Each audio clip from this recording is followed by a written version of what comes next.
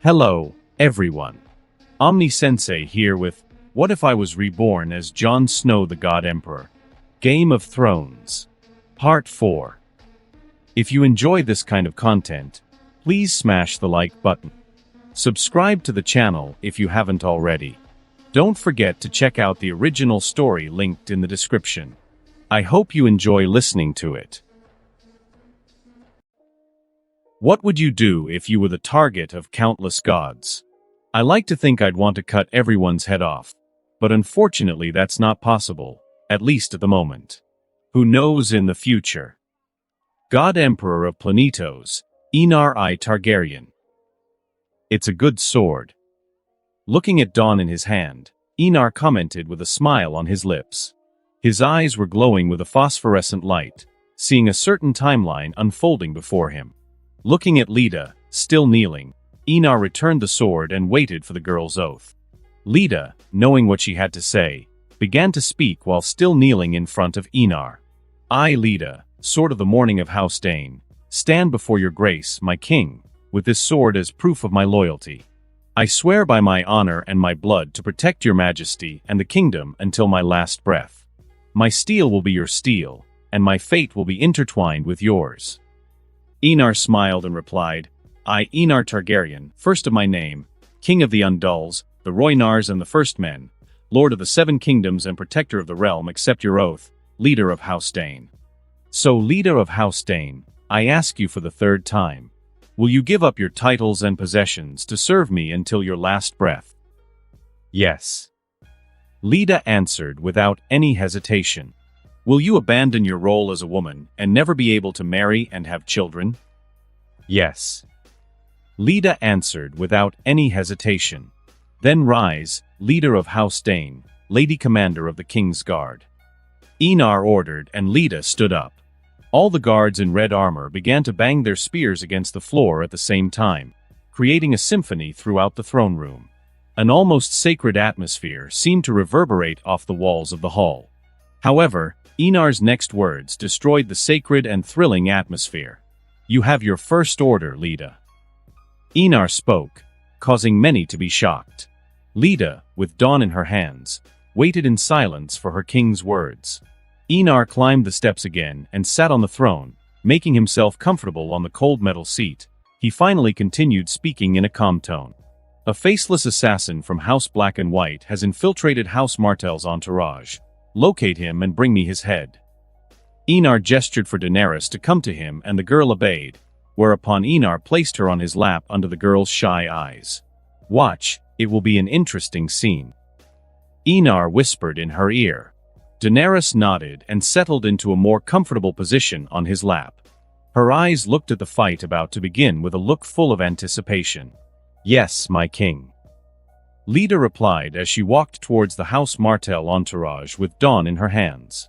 As soon as Enar's words rang out in the throne room, all the surrounding red guards formed a circle around House Martell, surrounding everyone, including Arianne and Oberyn, who were shocked by such sudden events. Titus and Sigismund didn't move and stood in front of the throne, as did Kinvara, Venero, Makoro and Ser Willem, all ready to defend Enar and Daenerys. Oberyn drew his sword and looked at all his guards. He was absolutely certain that his daughters, niece and mistress were really them, but the guards he wasn't so sure about. Obara, Nymeria and Tyene moved into position around her father and Arianne, protecting the prince and princess of Dorne. Illyria was the only one who stood behind Oberyn, holding a dagger in her hands. Everyone's eyes were fixed on the guards of House Martell. What is the greatest duty of a House Martell guard? Oberyn asked, looking at all 10 of his guards. 9 voices sounded at once.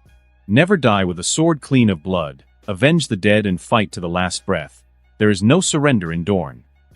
Oberyn's eyes focused almost immediately on the last guard, who remained silent while the others responded without hesitation.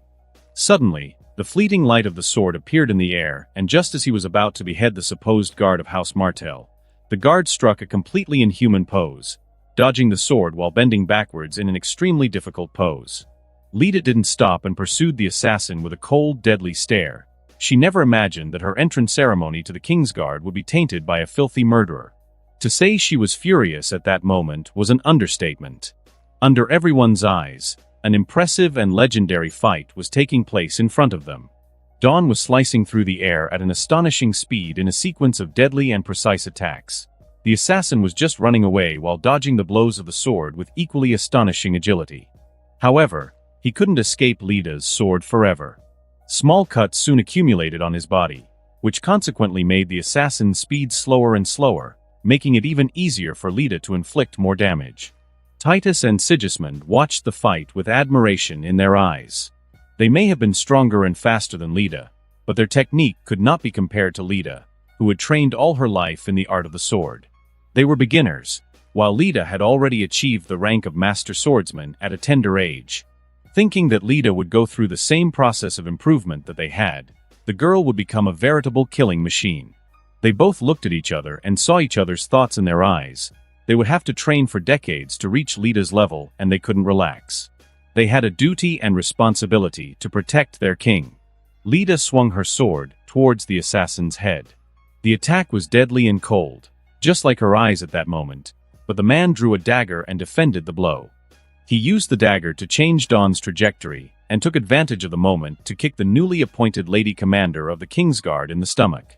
The girl withstood the attack on her belly and used all her strength, changing the trajectory of the sword still in the air and making a cut from her belly to the assassin's shoulder.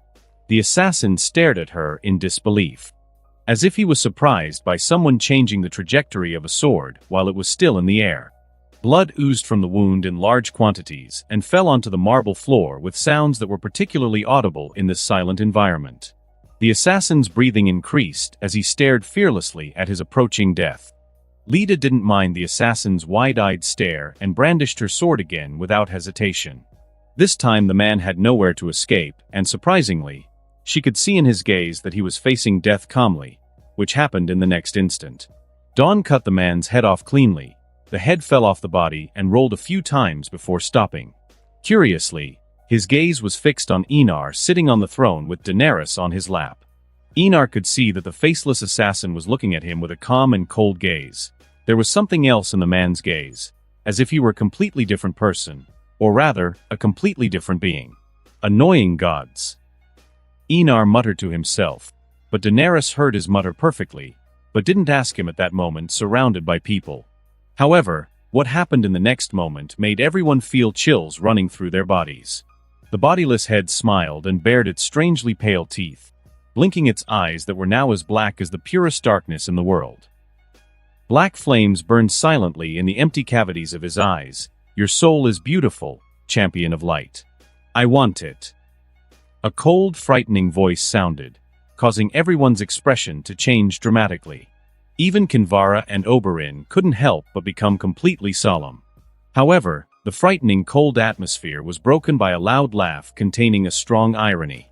Enar, who had come down from his throne, walked while he had Dawn in his hand. Given to him by Lida, he laughed and let out a few loud laughs.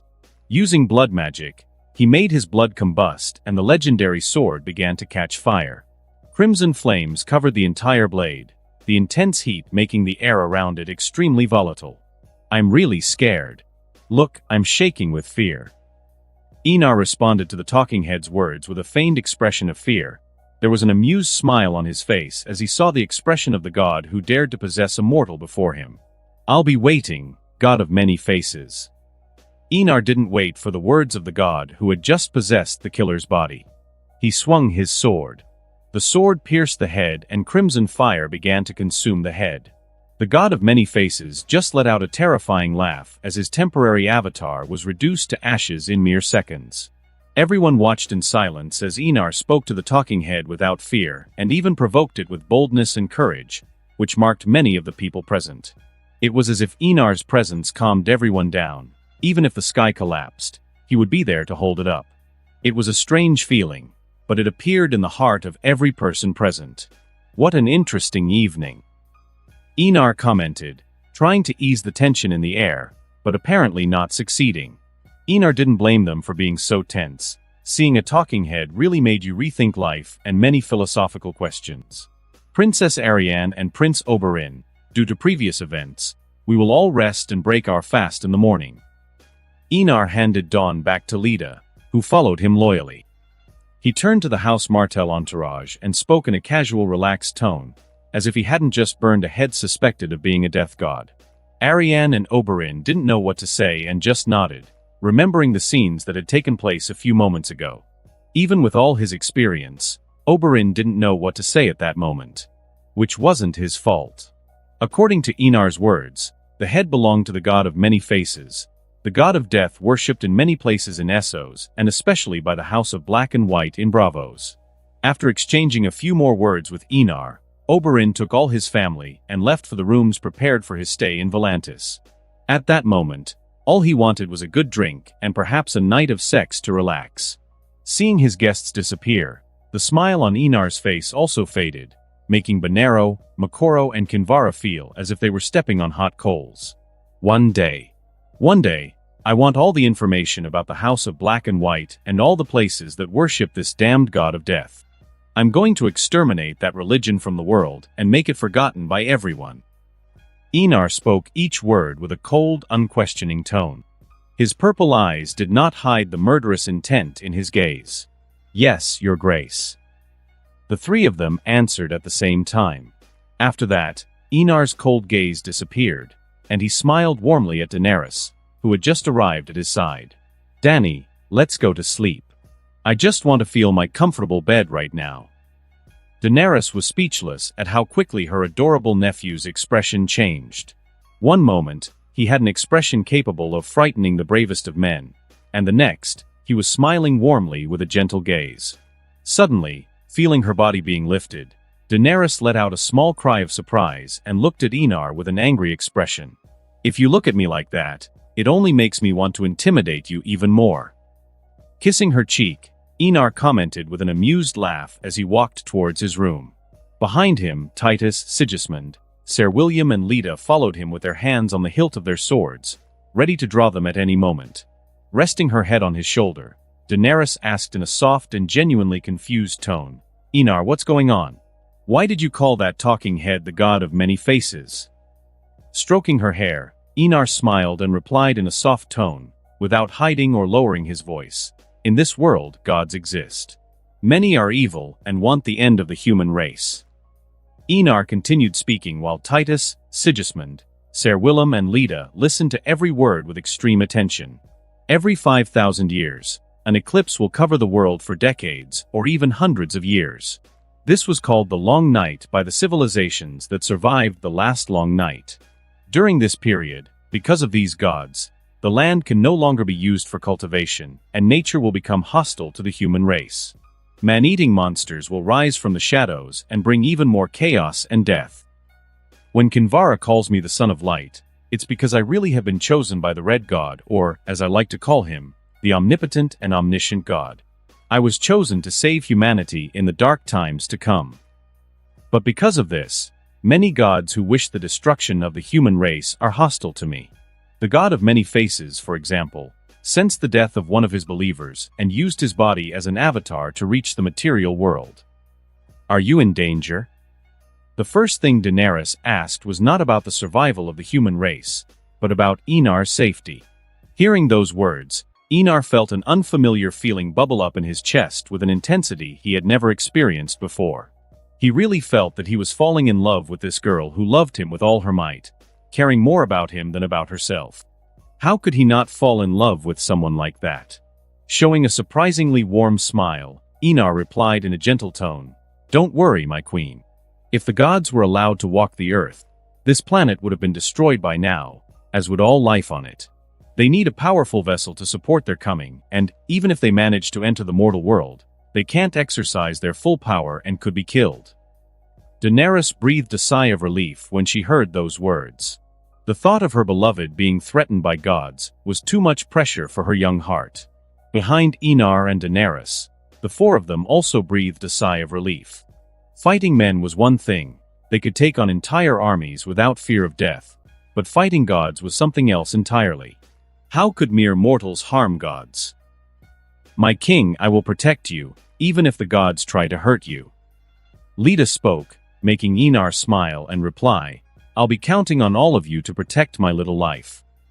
Even if he didn't need protection, Enar knew he couldn't kill the loyalty and determination of his subordinates. What kind of king would he be if he made such a suicidal move? How would he protect his kingdom without these people? How would he maintain order at a time when human life was worth no more than a few grains of food? How could he preserve hope without people's determination to move on? In short, he needed extremely powerful and determined legions for what was to come. Man-eating monsters were the last of his worries. Gods were much more dangerous than a million monsters, especially the god of many faces, who was cunning and intelligent. Enar's words seemed to inject huge amounts of adrenaline into the four people's bodies. At that moment, none of them had ever felt so proud to fight and die for Enar, the man who would save humanity from monsters and evil gods. Seeing the fanaticism growing in each of their eyes, Enar let out a mental sigh and continued walking. Although he knew it would happen when he said those words, he underestimated how far the faith of a determined man or woman could go. He knew that if he asked, all four of them would give their lives for him without hesitation. "Willem, I will perform your enhancement ceremony and then lead us. Both of you must be prepared to endure the worst. You must both be prepared to endure the worst pain you have ever felt." Enar left these words before entering the room, carrying Daenerys in his arms. Willem knew exactly what the king was talking about. He had personally seen his brothers transform from skinny boys into tall, strong young men in less than a day. It excited him. Nothing was more glorious for a Kingsguard than to protect a king worthy of such protection. Enar was exactly that kind of king. Any Kingsguard would give his life for a king like him, without any hesitation. Suppressing the emotions rising in his chest, Willem noticed the confusion on Leda's face and replied in a respectful tone, "Lady Commander, the enhancement ceremony is something the king uses to strengthen our bodies to an inhuman level in the eyes of all." Leda's eyes lit up when she heard Willem's words. She remembered the speed of Titus and Sigismund and finally understood why they were both so fast. Knowing that she could become even stronger to protect her king more effectively, Leda couldn't contain the smile on her lips. However, her smile wasn't pretty. It was cold and without warmth, just like her gaze. Willem couldn't help but twitch his lips strangely at the sight of that terrifying smile. The new Lady Commander of the Kingsguard was scary when she smiled. Inside the room, Enar took off her clothes and put on a pair of baggy white silk pants. He picked up the vial containing the water of life and gazed deeply into the turquoise liquid. Although he had said that the gods wouldn't attack him anytime soon, Enar didn't want to let his fate be decided by others. To avoid that, he needed power. Enough power to make the gods wary while he gained time to grow. Is drinking that stuff dangerous? Daenerys, wearing a transparent lace camisole, asked as she lay down next to Enar. "It's not dangerous in itself, but it will awaken extremely strong powers in me, albeit at the cost of pain that is simply impossible to describe." Enar replied with a smile. Knowing she couldn't change Enar's mind, Daenerys lay down on his chest and spoke with a slightly worried tone, "I will be with you." "Thank you, my queen." Enar smiled and gently kissed her forehead. Enar looked at the vial in his hand and didn't hesitate. There was no indecision or fear, only a slight feeling of dread, fear of a future that he could never escape the clutches of fate. When the turquoise liquid went down his throat, a deep bitter taste attacked his palate. At first, Enar didn't feel anything wrong, but just a few seconds later, his heart started beating faster, to the point where he thought his heart would explode. Suddenly, it was as if a hammer hit Enar's head. His vision blurred. The world seemed to spin and double in front of him.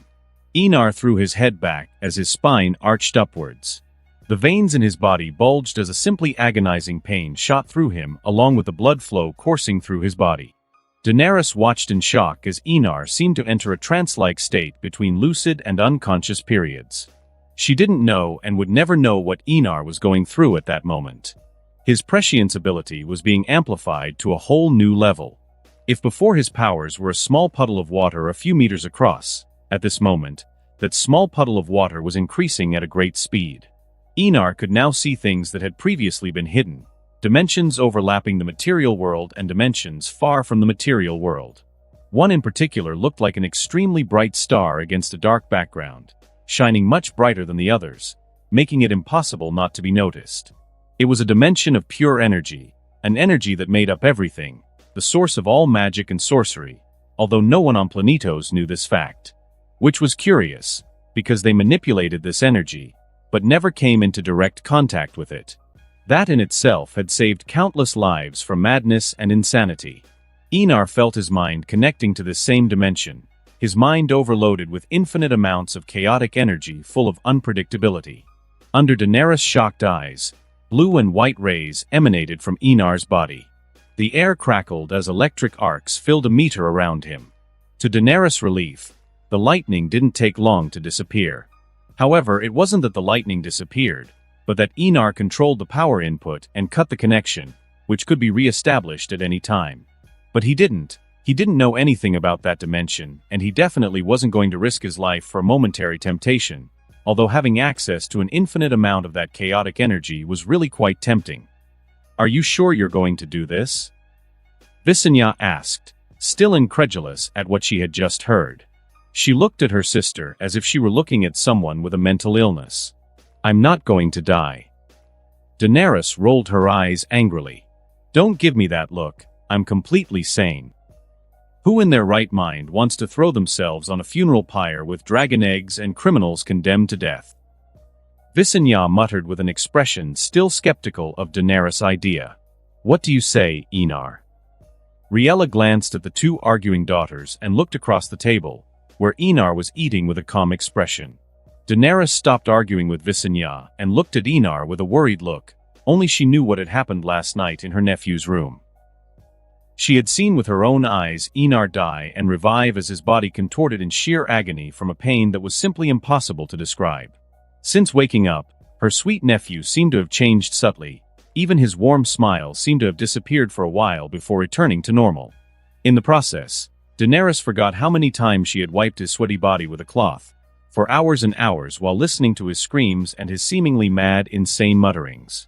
She cried a few times thinking of the agony Enar was going through, but wiped the tears away, because she had no right to cry when Enar was enduring all that pain to protect his family.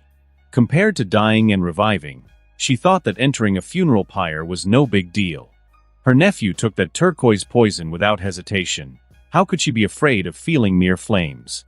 She was a dragon, and dragons weren't afraid of fire. Her indecision disappeared after seeing Enar's determination, and only grew stronger. She would help Enar carry his burden no matter what. Enar, whose mind was clearer than ever, lifted his gaze and looked at his grandmother with a warm and gentle look. In front of him, a tunnel made of swirling mist unfolded before him, this tunnel branching off in different directions and heights. Billions of images of the future appeared in these tunnels. Different realities, different worlds, whole dimensions. Past, present, and future. Blinking once, this tunnel and its ramifications on smaller scales disappeared, and Enar responded with an absolutely confident tone. "Just trust Daenerys, grandmother. You'll be surprised." Riella let out a sigh. She stroked her own forehead. Sometimes she wondered why her family was so strange and sometimes crazy.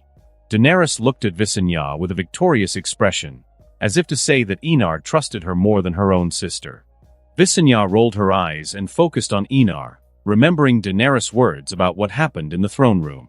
"Is it true that a god possessed a human head and spoke to you, nephew?"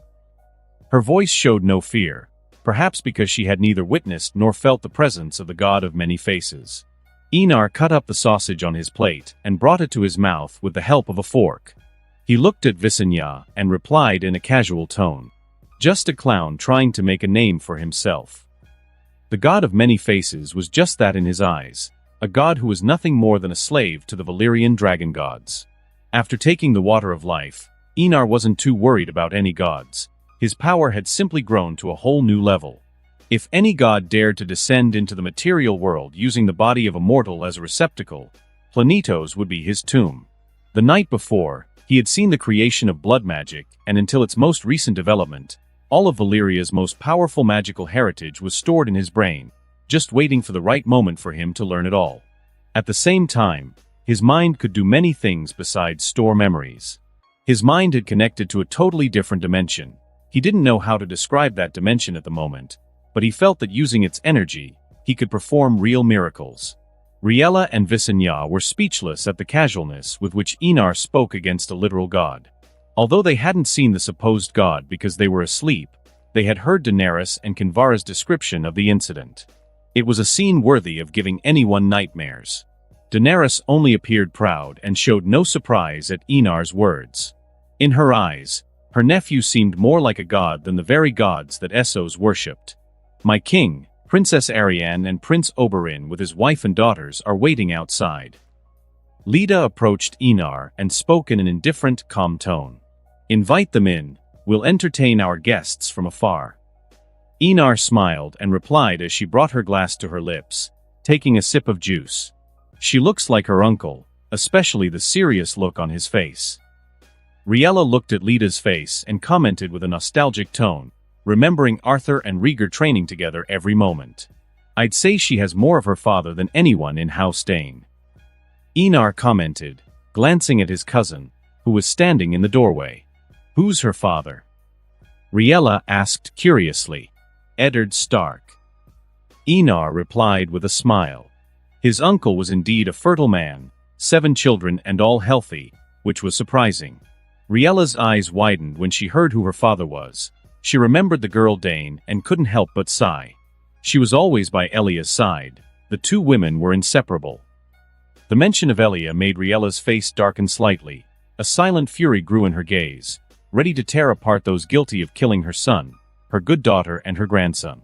"Don't worry, grandmother. We'll have our revenge in due course. Just be patient, and you'll see everyone kneeling at the feet of House Targaryen once again." Noticing the look on Riella's face, Enar spoke in a calm tone, but there was an anger in it similar to Riella's own. "Don't worry, grandmother. We'll have our revenge in due course. Just be patient, and you'll see everyone kneeling at the feet of House Targaryen once again." Noticing the look on Riella's face, Enar spoke in a calm tone, but there was an anger in it similar to Riella's own. "I hope you've all rested well. I'll be considered a terrible host if that's happened." Enar spoke to the entire House Martell, all of whom were present, including Oberyn's bastard daughters. "It's been a wonderful evening, Your Grace." Oberyn replied with a strained smile on his lips. He really was trying hard to stay coherent. The amount of wine he'd drunk the night before had made his head hurt so much the next day that he'd rather be pierced by a spear. "I'm glad the events of the night before didn't affect everyone's sleep." Enar looked at Oberyn, who was dryly speaking with a smile. He was tempted to speak a little louder than usual, or make some loud shuffle to add a little pain for the Desert Prince, but he found it too childish even for his standards. What could Oberyn answer? He simply sipped the juice on the table and let out a dry laugh. The thought of having seen a god still sent shivers down his spine, remembering that cold, malicious presence. "My coronation will take place in a week's time. I would like Princess Arianne and Prince Oberyn to attend in the seats prepared exclusively for distinguished guests. I must add that you won't regret watching. There will be things to surprise anyone." Enar commented with a smile as he ate a piece of bread in one bite. "It will be an honor, my prince. We'll be looking forward to what's to come." Arianne replied. She flashed her most beautiful and seductive smile. The Princess of Dorne looked at Enar wearing only a red and black tunic with a glittering gaze. Enar wearing royal clothes emanated a powerful and regal feeling, preventing anyone from despising the young man. In his current clothes, he emanated a more casual and lazy feeling, but that didn't hide his powerful aura, it just made him more approachable to talk to. Daenerys looked at the Princess of Dorne and narrowed her eyes. She could see the subtle flirtation in the woman's words and actions. Looking down at Arianne's body, she muttered low. "What's so great about so much chest fat? Visenya and I are prettier than her." Speaking of Visenya, Daenerys glanced at her sister to see if she had noticed what was going on, but seeing her eating with a happy look on her face, the dragon princess felt a headache coming on. Her sister was rather careless when it came to keeping Enar away from other women. "Prince Enar, is it true that you have a dragon?" Obara, Oberyn's eldest daughter, asked, taking everyone by surprise with her sudden question. Enar looked at the sand snakes and said, "You must be the famous sand snakes. All your daughters are very beautiful, Prince Oberyn and Lady Sand." His words made everyone look at him with different eyes, whether Oberyn or Ilaria. They expected words of contempt for his daughter's status as bastards. But what happened was the opposite. There were no words of contempt or hostile looks in the prince's words and actions. Enar certainly wouldn't despise someone just because an arrogant church said that bastards were the fruit of sin. He was no fool to be influenced by such a backward religion. That's new. It's the first time Obara has been praised as beautiful. Nymeria Sand, noticing the somewhat silent atmosphere, spoke up at that moment with a funny laugh. Humph. Obara looked coldly and angrily at her sister, although the blush on her cheeks indicated an obvious shyness. Looking at his eldest daughter acting shy like a virgin maiden, Oberyn turned his gaze to Enar and pursed his lips with a touch of helplessness reflecting on his face. Although he had known it for a long time, beautiful people always have privilege. Yes, Lady Obara, I have a dragon. Enar answered Oberyn's daughter's earlier question. He likes to sleep in the training ground next door in the Great Temple, but if you go to see him, I advise you not to go near him. He's been quite upset recently. Apparently, he really enjoyed burning people alive and devouring their bodies. Enar's words sounded like a joke, but none of the people from House Martell laughed. They looked at Obara with resentment. Why ask something like that at breakfast? His name is Caraxes. His scales are red just like his flames. Enar continued. He's a rebellious boy who always likes to fly with me. Visenya and Daenerys rolled their eyes at Enar's words. The dragon had exactly the same temperament as his rider. Enar was just blaming Caraxes for their imperative temperament. Breakfast continued under Enar's influence, making a few jokes and leaving the atmosphere reflective.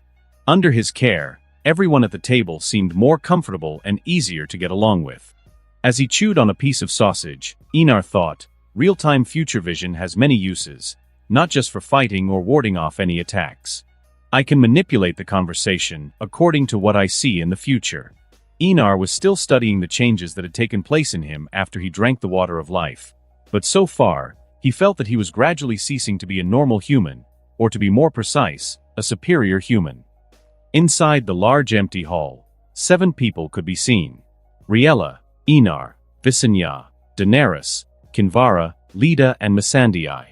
Do you really want to do this, Dany? Looking at the funeral pyre before her, Riella asked, glancing at her youngest daughter once again. Although she had confidence in Enar and Daenerys, the idea of entering the flames was still insane in her eyes. It wasn't just her who was thinking this. Visenya was just as worried. Daenerys didn't answer her mother and looked at the 3 men who would be burned alive because of her. There was no feeling of mercy for these murderers and rapists. Her lilac eyes soon focused on the 3 dragon eggs inside a chest. The first of the eggs was black with reddish scales. The second of the eggs was yellowish golden. The third was a bronze shade. They were the eggs that Enar had asked Kinvara to buy from the Magister of Pentos. Lady Kinvara, begin. Daenerys spoke, looking at Kinvara. The Reverend Mother nodded, and with a wave of her hand, the flames burning in the torches flew towards the funeral pyre, where the 3 men began to struggle violently as they tried to scream, but failed because their mouths were gagged. Kinvara looked at Daenerys going towards the fire without fear, and had no doubt that if Enar didn't exist, it would be this girl who would lead humanity to survive the long night. Holding the dragon eggs in her arms, Daenerys was only a few centimeters from the fire, but she felt no heat or terror from the flames. For some reason she liked the screams of agony of the men being burned alive. It sounded like a symphony. Sacred. Turning around, Daenerys saw the different expressions on everyone's faces. Her mother, her sister and Missandei all had the same expression, concern.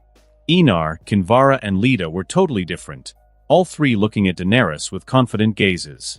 In Leda's case, she only trusted her king's judgment and nothing more. If he had said that Princess Daenerys would make it, then so it would be. Enar's confidence seemed to inject even more confidence into Daenerys, who smiled brightly at him, and without any hesitation, she stepped forward into the flames without fear. Riella felt her heart squeeze watching that scene. How could a mother not worry about her offspring? Will she be all right, Enar?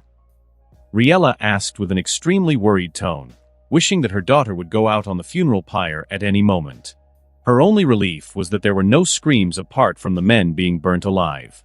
She will come out of the fire with the dragons of House Targaryen completely untouched by the fire. Enar replied with a smile, looking at the flames burning fiercely. He knew that blood magic had begun to work. It wouldn't take more than a few hours for House Targaryen to gain 3 dragon riders. The screams of agony of the men burned alive disappeared 5 minutes after the flames consumed the funeral pyre. As everyone waited in silence, the fire began to change. The orange flames turned into fire dragons and flew around. Enar couldn't help but notice the same chaotic energy from the pure energy dimension present at that moment. Then he understood how the inhabitants of that world used that energy.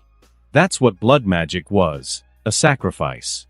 For that very reason, the people of that planet didn't go mad using the energy of that dimension. They made sacrifices and stayed away from corruption and madness. They paid a price and received something in return, just like all the magic on the planet. Knowing this, Enar couldn't help but think of the event known as the Doom of Valyria. He theorized that something very wrong had occurred at the time of the sacrifice, causing a rift in time and space, linking the 2 worlds and culminating in the event that became known as the Doom. Previously, he had tried to witness the Doom in person through his prescience, but it hadn't worked. It was as if that part of time was confused and often erased from history. Suddenly, small roars sounded loudly, and the fire grew abnormally, covering half the hall in an instant. The place seemed about to be consumed by flames, including everyone in the great temple of Volantis. But at that moment, Enar stretched out her hand, and under everyone's surprised gazes, the flames receded and gradually extinguished, revealing a figure still standing. Her naked body was covered in soot. She still had hair, but what really caught the eye were the 3 small winged reptiles that covered her nakedness. A black and red dragon emerged from one of her breasts and perched on her shoulder, roaring proudly to all who watched. Although it tried to look majestic, its roar was more adorable than threatening, as if the little dragon believed it was impressing everyone. Riella was breathless to see her daughter intact after that furious fire. Relief washed over her as she quickly picked up her ready-made dress and walked towards Daenerys with hurried steps. "Mom, I made it." Without bothering to show off her nakedness to those present, Daenerys spoke with a big smile on her face. She proudly displayed the 3 dragons, her voice filled with happiness and relief. The weight she had been carrying on her shoulders for a year and a half disappeared as if it had never existed. "Yes, you did it." Riella sighed deeply, relieved that her daughter was okay. She looked at the 3 little dragons and smiled gently at them. They would be the weapons that would make House Targaryen rise from the ashes and be reborn again. Visenya approached, her eyes fixed on the little golden-yellow dragon, who stared back at her with an intense gaze. She felt a strange connection forming between her and the little dragon. Then, in an instant, it was as if she had been struck by thunder from the sky. The sensation went through her whole body, and she felt it. She felt that her mind was connected to another. She could perceive exactly what the little dragon was feeling at that moment. It wasn't fear or any other ordinary feeling, but an almost supernatural affection that the little creature had for her.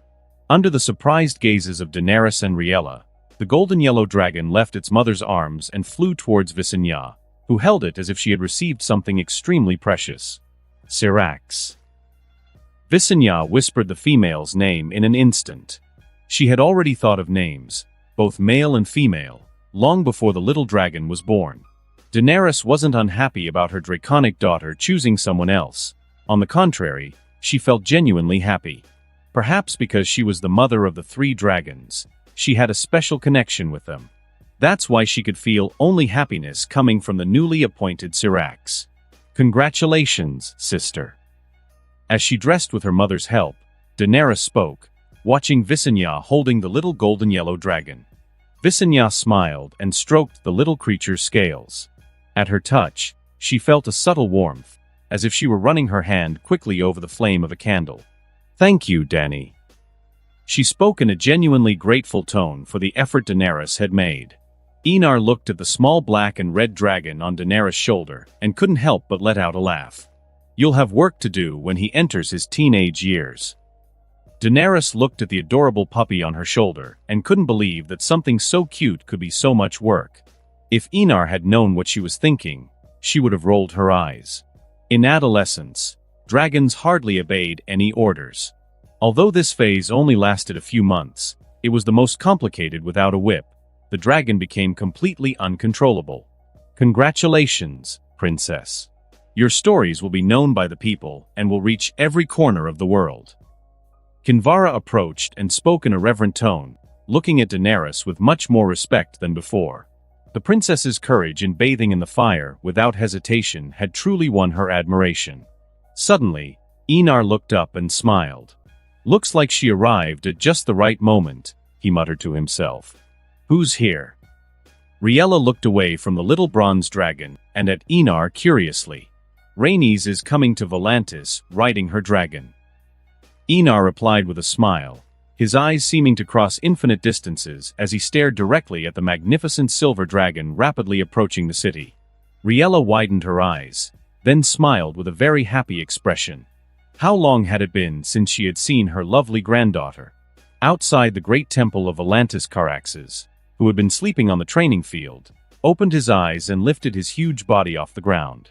He raised his head and let out a loud, powerful roar that was heard throughout the city of Volantis.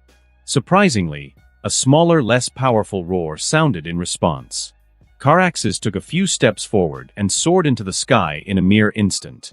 Oberyn, Arianne, Ilaria, and all of Oberyn's daughters looked up at the gigantic crimson dragon soaring through the sky with shocked expressions. There absolutely wasn't a person on the planet who couldn't be impressed by a being of that size. Is that really something humans can control? Arianne muttered to herself. She began to admire her ancestors even more at that moment. Facing Aegon the Conqueror and Balerion, the Black Dread definitely must have been something capable of frightening even the bravest princes and princesses of Dorne. At least we don't have to worry about Sunspear burning down like Harrenhal. Nymeria joked with an amused smile on her lips. Tyene and Obara rolled their eyes at such a dull joke at that moment. Oberyn couldn't help but complain about his daughter's terrible sense of humor. Not far from Volantis, a silver shadow tore across the sky with surprising speed.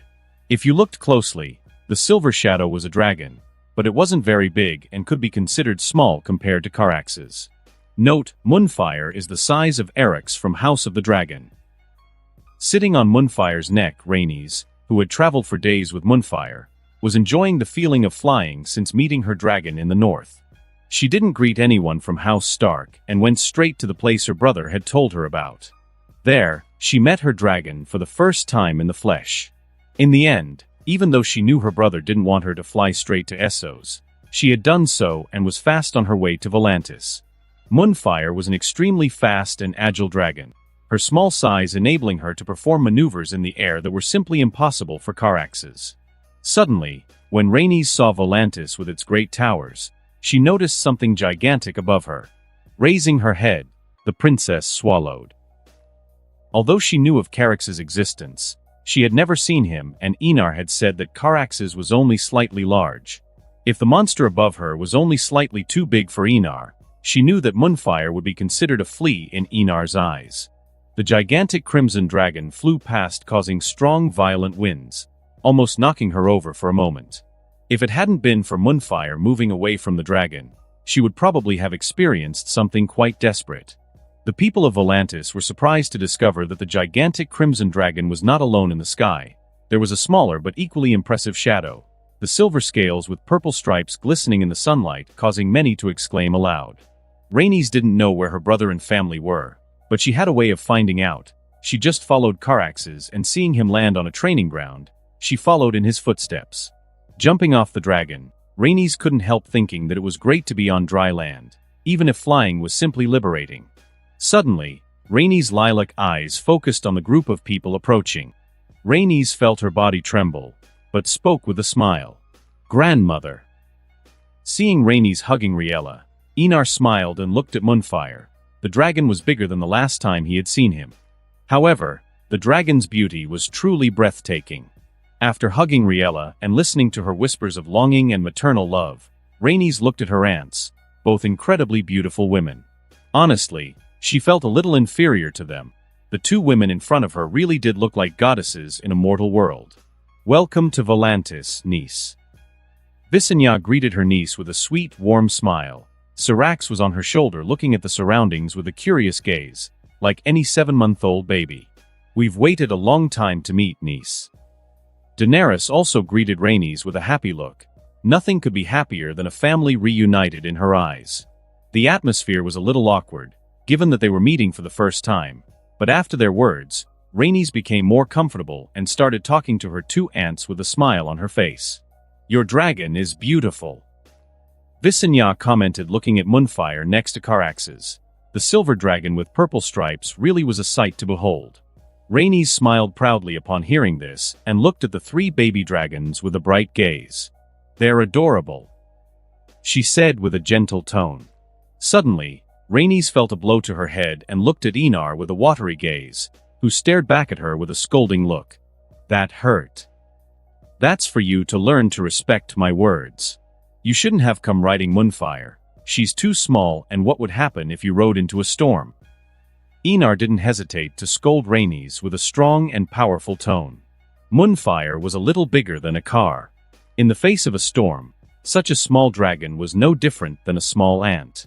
Seeing Enar fiercely disciplining Rhaenys, Riella, Visenya, and Daenerys watched with a few laughs. They thought it was funny to see their younger brother disciplining their older sister. "But I'm glad you arrived safely." Enar spoke in a softer tone. "My coronation will start in 3 days. I'm glad you made it in time." Rhaenys also had a smile on her face. "I could never miss something so important." Enar nodded. He really wasn't angry about Rhaenys' arrival in Moonfire, but he had to control her temper or she might well go to King's Landing and burn down the entire Red Keep. Something that couldn't happen, given the hundreds of barrels of wildfire under the city at the moment. His grandfather was truly insane for wanting to burn down the most important city in Westeros and House Targaryen. Just as Enar was about to invite Rhaenys to lunch, he saw Kinvara approaching and "Your Grace." "Something important, Kinvara?" Enar asked, even though he knew the answer that would come at that moment. "The ancient Triarchs request an audience with Your Grace." Kinvara replied with a cold tone, something quite rare, given that she was someone who was naturally warm. But Enar understood very well the reason for Kinvara's cold tone. The Triarchs were the biggest obstacle to the domination of Volantis, and have not yet been resolved by hiding behind the Black Walls. These 3 men set up the resistance of the Red Faith's enemies, causing a battle that was supposed to be resolved in a month to stretch into an entire year, causing countless casualties. "Come on, I'm going to meet the Triarchs." Enar spoke to Kinvara, who bowed in acceptance of his words. The 4 remaining members of House Targaryen were curious about the Triarchs' arrival. They had heard of the Triarchs, the former rulers of Volantis, men who did not touch the ground with their feet during their entire term of office. In the Great Hall of the Throne, Enar was on his throne while other seats were placed to the side. Rhaenys looked at Visenya and Daenerys sitting to the left and right of Enar's throne respectively and felt a pang of pain in her heart. She could see that the 3 of them seemed close, too close, but nothing out of the ordinary when you thought of them as members of House Targaryen. It wasn't just members of House Targaryen who were present, but also House Martell, along with Benero, Kinvara, and Makoro. The entire court of Enar was present, including Leda Dane, Lady Commander of the Kingsguard, and the other members of it. Enar's eyes were fixed on the 3 men being carried by slaves on palanquins. Even though they had been stripped of their power and positions, they still thought they were the true rulers of Volantis. Seeing Enar in silence, with no intention of greeting them, one of the men, the eldest, called Malakwo Maegor, had lilac eyes and thinning whitish hair. He no longer had teeth and spoke in a funny way. "Your Grace, Volantis is happy to welcome such a noble character." The old man's lilac eyes fell on the 3 dragon children in the arms of the 3 Targaryen women, and he couldn't help but feel his heart pound with excitement and greed. If House Maegor had dragons, they would conquer Volantis in just a few years. Enar's eyes turned cold, sensing the unscrupulous greed emanating from the arrogant old man in front of them. Using his other ability, called Voice, Enar spoke with a powerful, high-pitched tone. "Come down and kneel before me." Under everyone's shocked eyes, the 3 men climbed down from the palanquins and knelt below the steps, each showing an incredulous expression, full of anger and reluctance. "Now you're in the right place to talk to me," Enar commented with a cold, regal tone. He really didn't understand how these people still thought they were powerful and influential even then. Hadn't he shown enough strength? How many did he have to kill to be respected? Hundreds of thousands? Millions of people? Burn entire civilizations? Damned witch. Nyeso's Vassar shouted as he felt he couldn't control his body to get up. He raised his head and looked angrily at Enar, sitting on the throne above the steps. Leda. Enar spoke calmly. What are your orders, my king? Leda, wearing white armor and a white cloak over her shoulders, positioned herself while holding Dawn's fist. Cut off his head if he speaks again. Enar didn't mind the surprised looks on everyone's faces and ordered coldly. Yes, my king. Leda replied with a cold tone, her gray eyes falling on the Triarch kneeling on the ground. How dare you, you damned exile Targaryen! Nyeso screamed even louder when he heard Enar's threat against his life. He couldn't believe that Enar would dare kill him. He was Patriarch of House Vassar, one of the richest in Volantis. He could hire entire armies with the money accumulated over millennia. I swear that when I return, I will hire an army of mercenaries to overthrow you from this false throne. Nyesos tried to finish his speech, but his words stopped abruptly. Under the eyes of the two other Triarchs, his head fell to the ground and rolled a few times before stopping, leaving a trail of blood across the marble. His expression was one of rage. He died without realizing he was dead. Until the final moment, he never thought that Enar would actually be able to kill him. The slaves of House Vassar couldn't help but show a sick pleasure at seeing their master die in such a banal and insignificant way. Malakwo and Donifos swallowed. They had never thought that Enar would actually order the death of a Triarch of House Vassar. Didn't he know that he had created a blood feud that could only be resolved with the complete destruction of the enemy?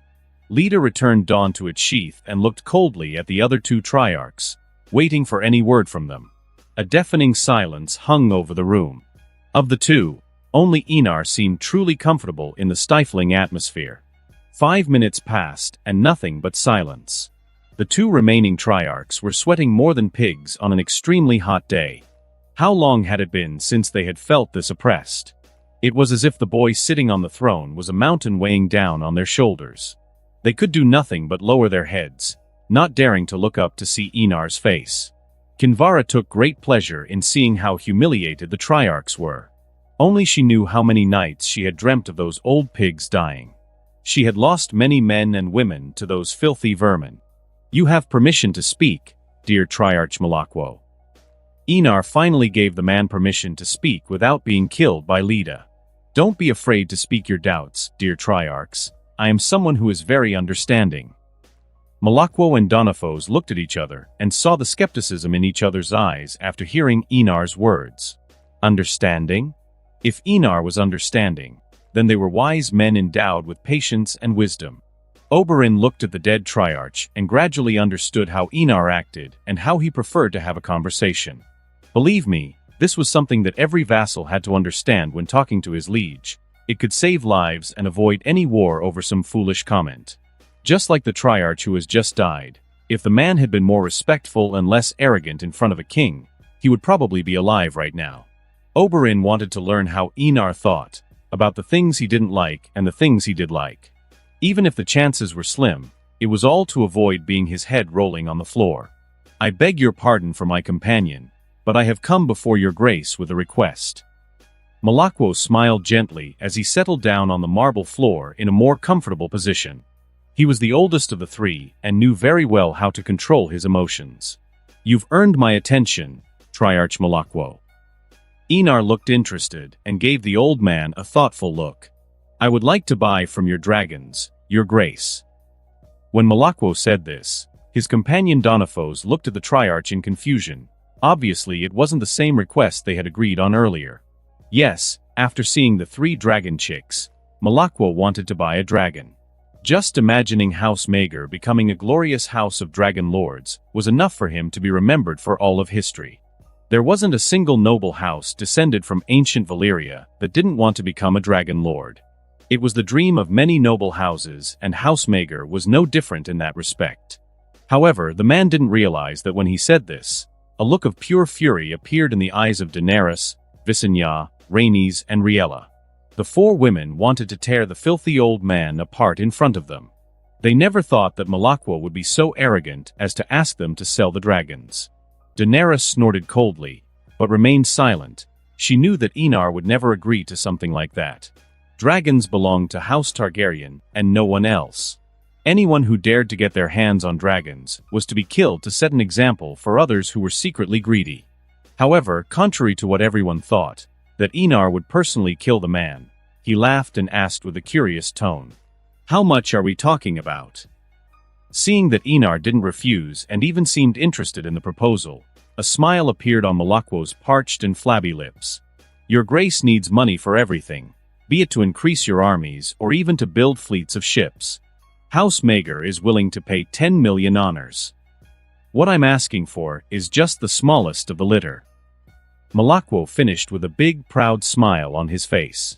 He knew that asking for the strongest cub was unrealistic, but even the weakest cub was enough for him.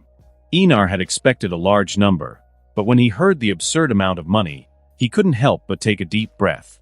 What was the concept of 10 million honors? It was no different than 5 to 7 million golden dragons of Westeros.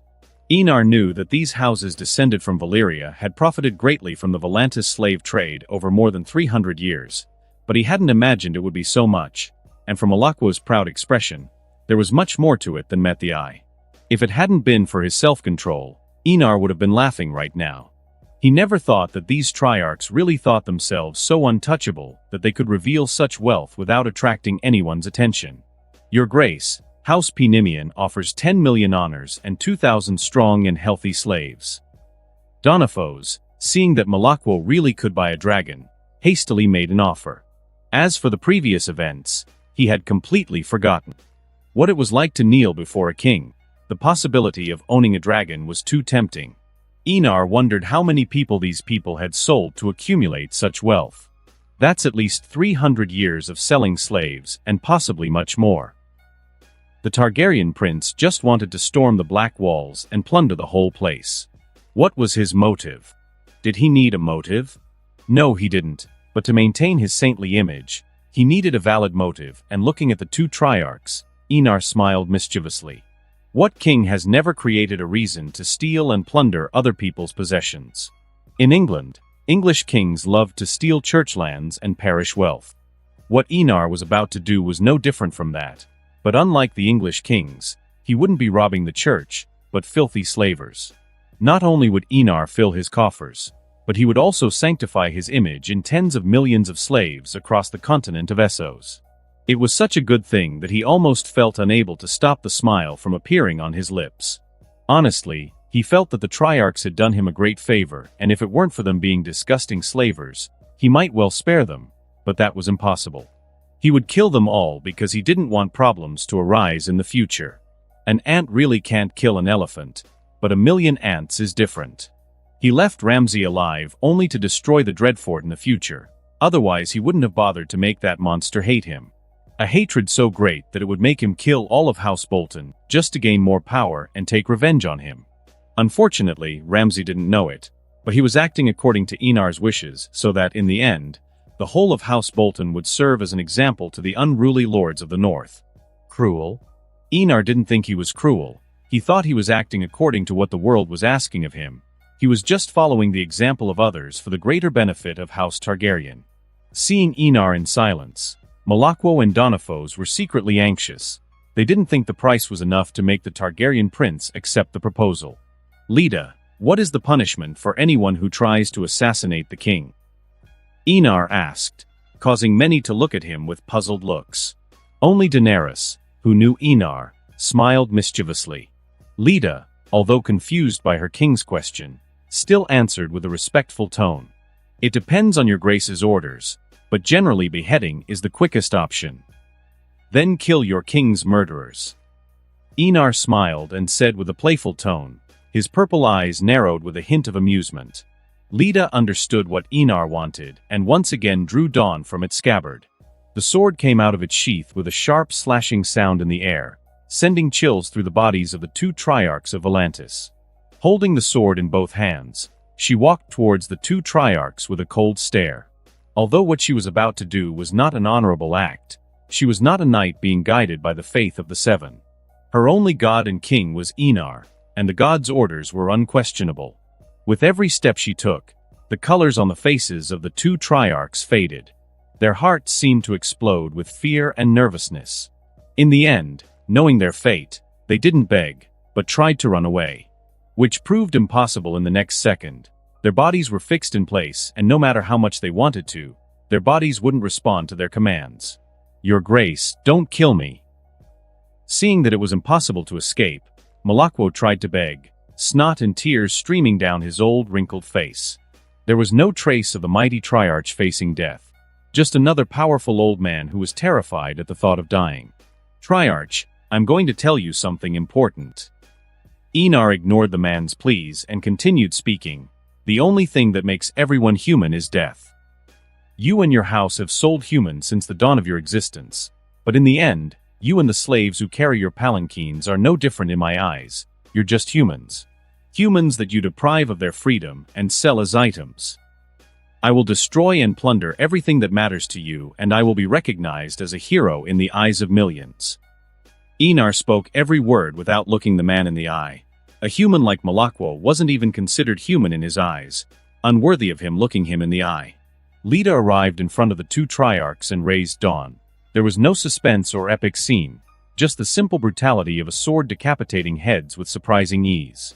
"Kinvara, go and spread the word that the Triarchs wanted to kill me and steal my dragons. Let the people be our sword to pierce those black walls." Enar looked down at Kinvara below the steps and spoke with an amused tone. "Yes, Your Grace." Kinvara replied with a smile on her face. She was going to enjoy what was about to happen. Just as Kinvara was about to leave and start spreading the rumors through the Emperor's daughters, she heard her king's voice again. "All the noble houses of the three Triarchs must be exterminated. I don't want even a speck of them to remain alive." The news of the attempted assassination of the Son of Light, the Messiah of these people, the one who transformed their lives, brought freedom to the slaves and hope to the oppressed, aroused an overwhelming fury in the heart of every devout believer. For them, this was more than a crime. It was an unforgivable blasphemy against their faith. What followed was absolute chaos. Everything related to the old blood behind the black walls was stoned, destroyed, and vandalized. Popular anger took on such frightening proportions that even the most powerful trembled before it. Under the influence of Enar's manipulative doctrine, spread by his fanatical interpretation of the sacred scriptures, the people stopped acting like individuals. They became a sharp blade, ready to obey him without question. Under Bonero's orders, 20,000 of the Red Legion's 40,000 soldiers took to the streets, marching towards the imposing black walls. The gates, apparently impenetrable, proved useless in the face of internal treachery. Spies, disguised as slaves in the service of Valeria's descendants, turned against their masters without hesitation, seduced by the irresistible promise of sweet freedom. Note, I'll change the name of the Red Army to the Red Legion. 20,000 men stormed the black walls, entering a place reserved only for the descendants of Valeria and their slaves. What followed over the next few hours was a display of pure brutality, as cruel as it was ruthless. There was no looting or grape, just methodical extermination without discrimination. Men, women, the elderly and children all met a quick and painless death, the only form of mercy that Enar granted them, as he wished to eliminate any potential threat to his power in the future. The other noble houses descended from Valeria, observing the destruction, were gripped by absolute terror. After almost 300 years of complacency in their dreamlike dreams, they finally woke up to the harsh reality. For the first time, they understood that the world was not as glorious as they had imagined, and that they themselves were not as important as they had believed themselves to be. The false glory of ancient Valeria, which they had so revered and preserved, turned out to be as fragile as paper, easily torn and destroyed. Daenerys couldn't hide her dissatisfaction at the indiscriminate killing ordered by Enar, especially of children. Taking the lives of such innocent beings aroused a deep sense of desolation in her. They posed no threat, but were killed without hesitation by men who blindly followed Enar's orders. Not even the huge wagons crammed with gold and jewels, constantly entering the great temple of Volantis, brought any satisfaction. For Daenerys, those mountains of riches were stained with the blood of the innocent. Standing on the balcony of the king's room, she watched Volantis. Her eyes were fixed on the city, which was gradually being swallowed up by the gloom of night. "Are you sad?" Daenerys heard Enar's voice behind her, but she didn't turn to face him or answer his question. Sensing her indifference and aware that the massacre order still troubled his future queen, Enar smiled softly and positioned himself next to her on the balcony. Of Malakwo's 4 children and countless grandchildren, all would eventually try to kill us, he said, his tone calm, his eyes lost in the endless timelines. The cycle of hatred began the moment I killed the Triarch, and was brought to an end by destroying all of House Maegor. Enar raised his hand and with a delicate gesture, grasped Daenerys' chin, directing her gaze to his. No matter how many generations passed, their hatred would take root in their blood. It would be passed down from father to son, from grandson to great-grandson. An endless cycle. He stroked her cheek with his fingers before continuing, his voice as gentle as a whisper. I just saved us a lot of headaches in the future. Then he leaned down and placed a light kiss on the center of her forehead. Enar's touch and his words seemed to dissolve Daenerys' resistance. She let herself be enveloped by him, leaning her body against his and resting her head on his chest. Her turbulent feelings subsided, appeased by her blind trust in Enar. Knowing his ability to see into the future, she believed he was telling the truth. But although Enar hadn't lied, his explanation wasn't entirely true. There were descendants of House Maegor who didn't want revenge, who just wanted to live in peace. Yet he had ordered their hunting and execution. Why had he done so? Because, although it was a remote possibility, perhaps some descendant of Maegor would become a powerful figure, or even an apostle of some god, bringing trouble that could be avoided before it even began. Daenerys, I want your help. Enar spoke, causing Daenerys to look at him with a hint of surprise reflecting in her eyes. What is it, nephew? Daenerys asked. I can see the future. I've witnessed so many deaths that even if I lived 1,000 lifetimes, I couldn't count them all. Enar spoke, his hand holding Daenerys' face lovingly. Because of that, death is something banal to me and something I can order without any weight on my conscience. I could very well order the death of everyone in Volantis and feel absolutely nothing about it. Enar continued speaking in a soft tone. Death for me has become as natural as breathing, so I want you, Visenya and Rhaenys, to be my light in this sea of darkness. Question me, fight with me, don't hesitate to speak your mind. Because my kingdom isn't just mine, it's ours. Daenerys felt her heart almost burst with emotion, the feelings inside her oscillating between deep anguish and intoxicating sweetness. Enar's words weighed on her in unexpected ways. On the one hand, she wanted to share the burden he carried. On the other, she found the trust he showed by including her in something so important incredibly sweet. She even chose to ignore the fact that Enar had mentioned Rhaenys. Kissing Enar's lips with a deep kiss, Daenerys ended the kiss with a feeling of reluctance and spoke with an incredibly determined tone. Yes, I will never let you lose yourself and become a monster who only knows how to kill and destroy. Enar smiled and hugged Daenerys, both of them enjoying the cool late afternoon breeze that was gradually becoming colder. In Riella's room, the 3 women of House Targaryen were chatting animatedly. Visenya and Rhaenys, in particular, seemed to have formed an almost natural bond between them, which was surprising considering they had only met a few hours ago. Why isn't Aunt Daenerys here? Asked Rhaenys, her voice laden with curiosity. Visenya replied in a casual tone, but there was a subtle hint of envy in her voice that didn't go unnoticed. It's Dany's night to be with Enar. Rhaenys immediately regretted asking the question. Visenya, for her part, didn't seem to mind the discomfort she had caused. She liked sleeping cuddled up with Enar. That feeling of warmth, comfort, and security in his arms was something she would never tire of. When she was with him, it seemed as if nothing in the world could hurt her. She deeply valued that feeling, given that she had never really felt safe once in her life. But Enar's arms could provide that feeling she had tried to want when she was growing up. You share a bed with him on separate nights, exclaimed Rhaenys, her voice laden with astonishment as she caught the implication in Visenya's words. The sudden realization struck her like a thunderbolt. The 2 of them were her own brother's lovers. Rhaenys had noticed their closeness in the throne room, but had never imagined that they had both become Enar's wives. Yes, but we haven't consummated the marriage yet. I want to wait until after he becomes king, replied Visenya, her pale cheeks taking on a reddish hue at the mention of marriage. Although a smile remained on Rhaenys' face, Inside she was consumed by anger and an intense feeling of possessiveness. She had been the first to meet Einar, the first to win his attention.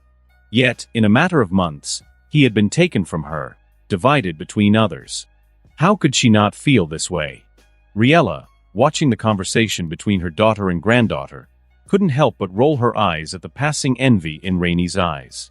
Visenya couldn't have noticed, but she, an experienced woman, did almost immediately. However, Riella said nothing.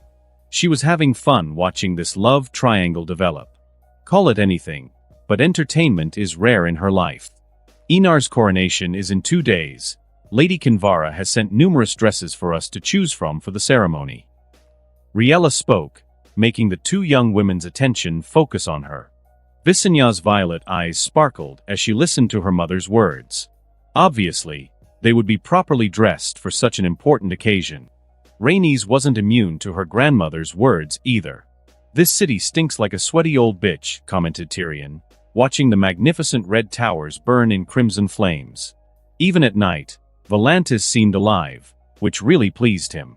He supposed that the nights in the city were as lively as they promised to be.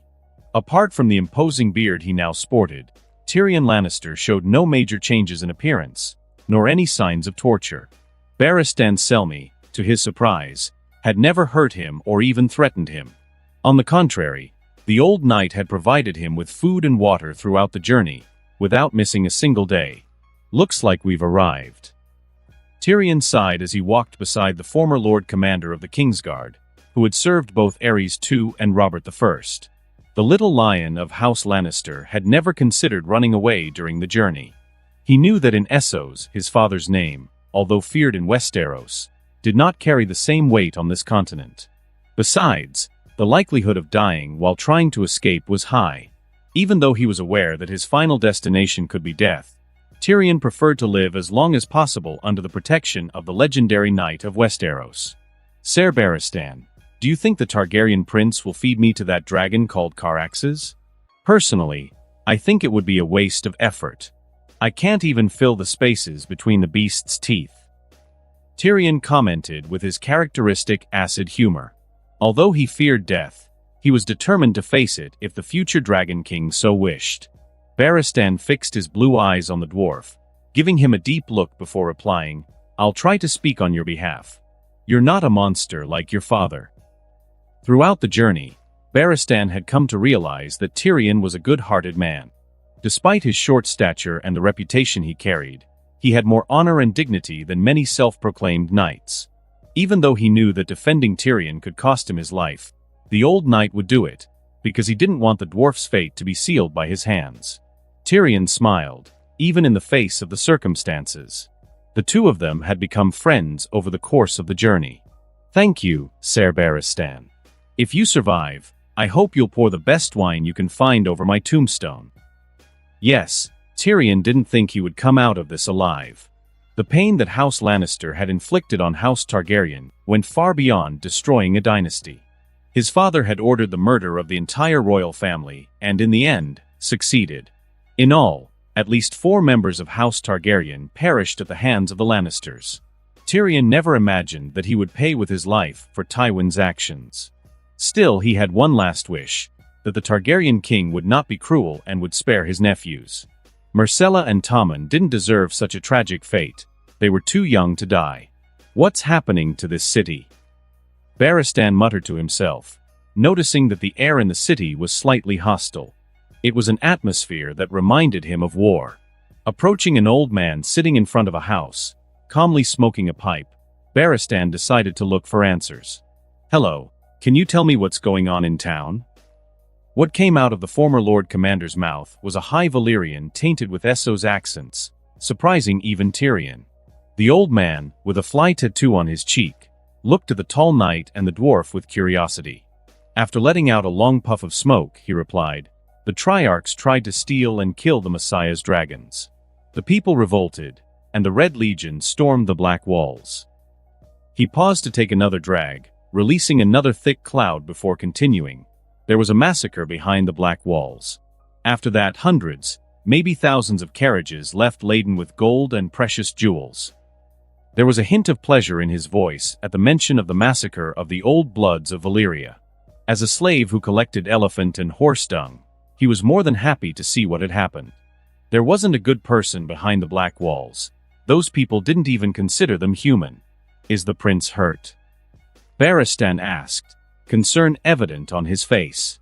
Just the thought that his future king might have suffered an assassination attempt made the former Lord Commander of the Royal Guard immediately want to run towards the great temple of Volantis. The old man shook his head firmly. The Messiah is fine.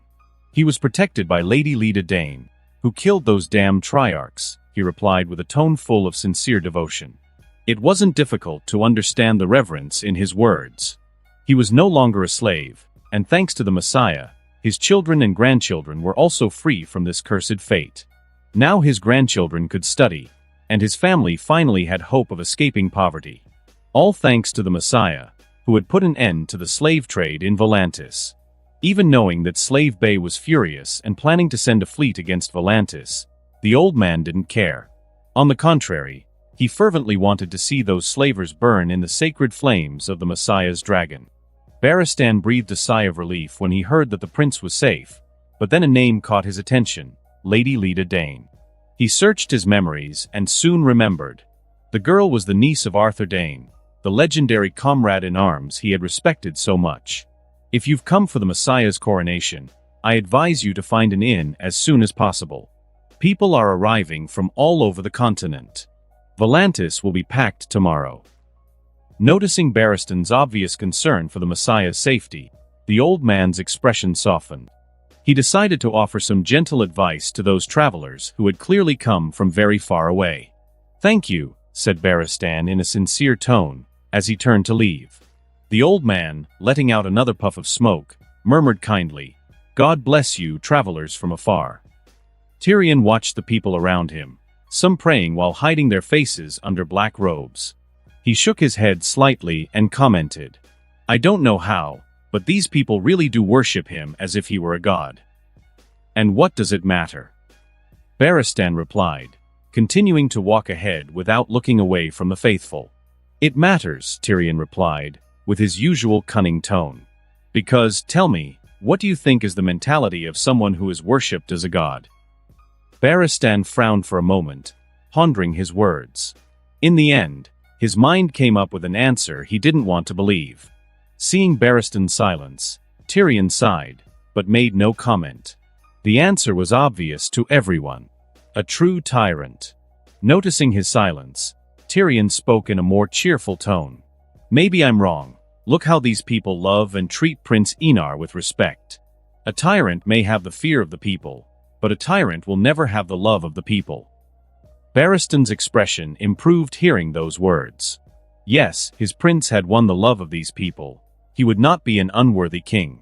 Tyrion could guess Barristan's thoughts from the legendary knight's expression, but unlike the optimistic knight, he wasn't so keen to find Enar Targaryen. There was another option he hadn't mentioned. Every tyrant had the love of the people in the beginning.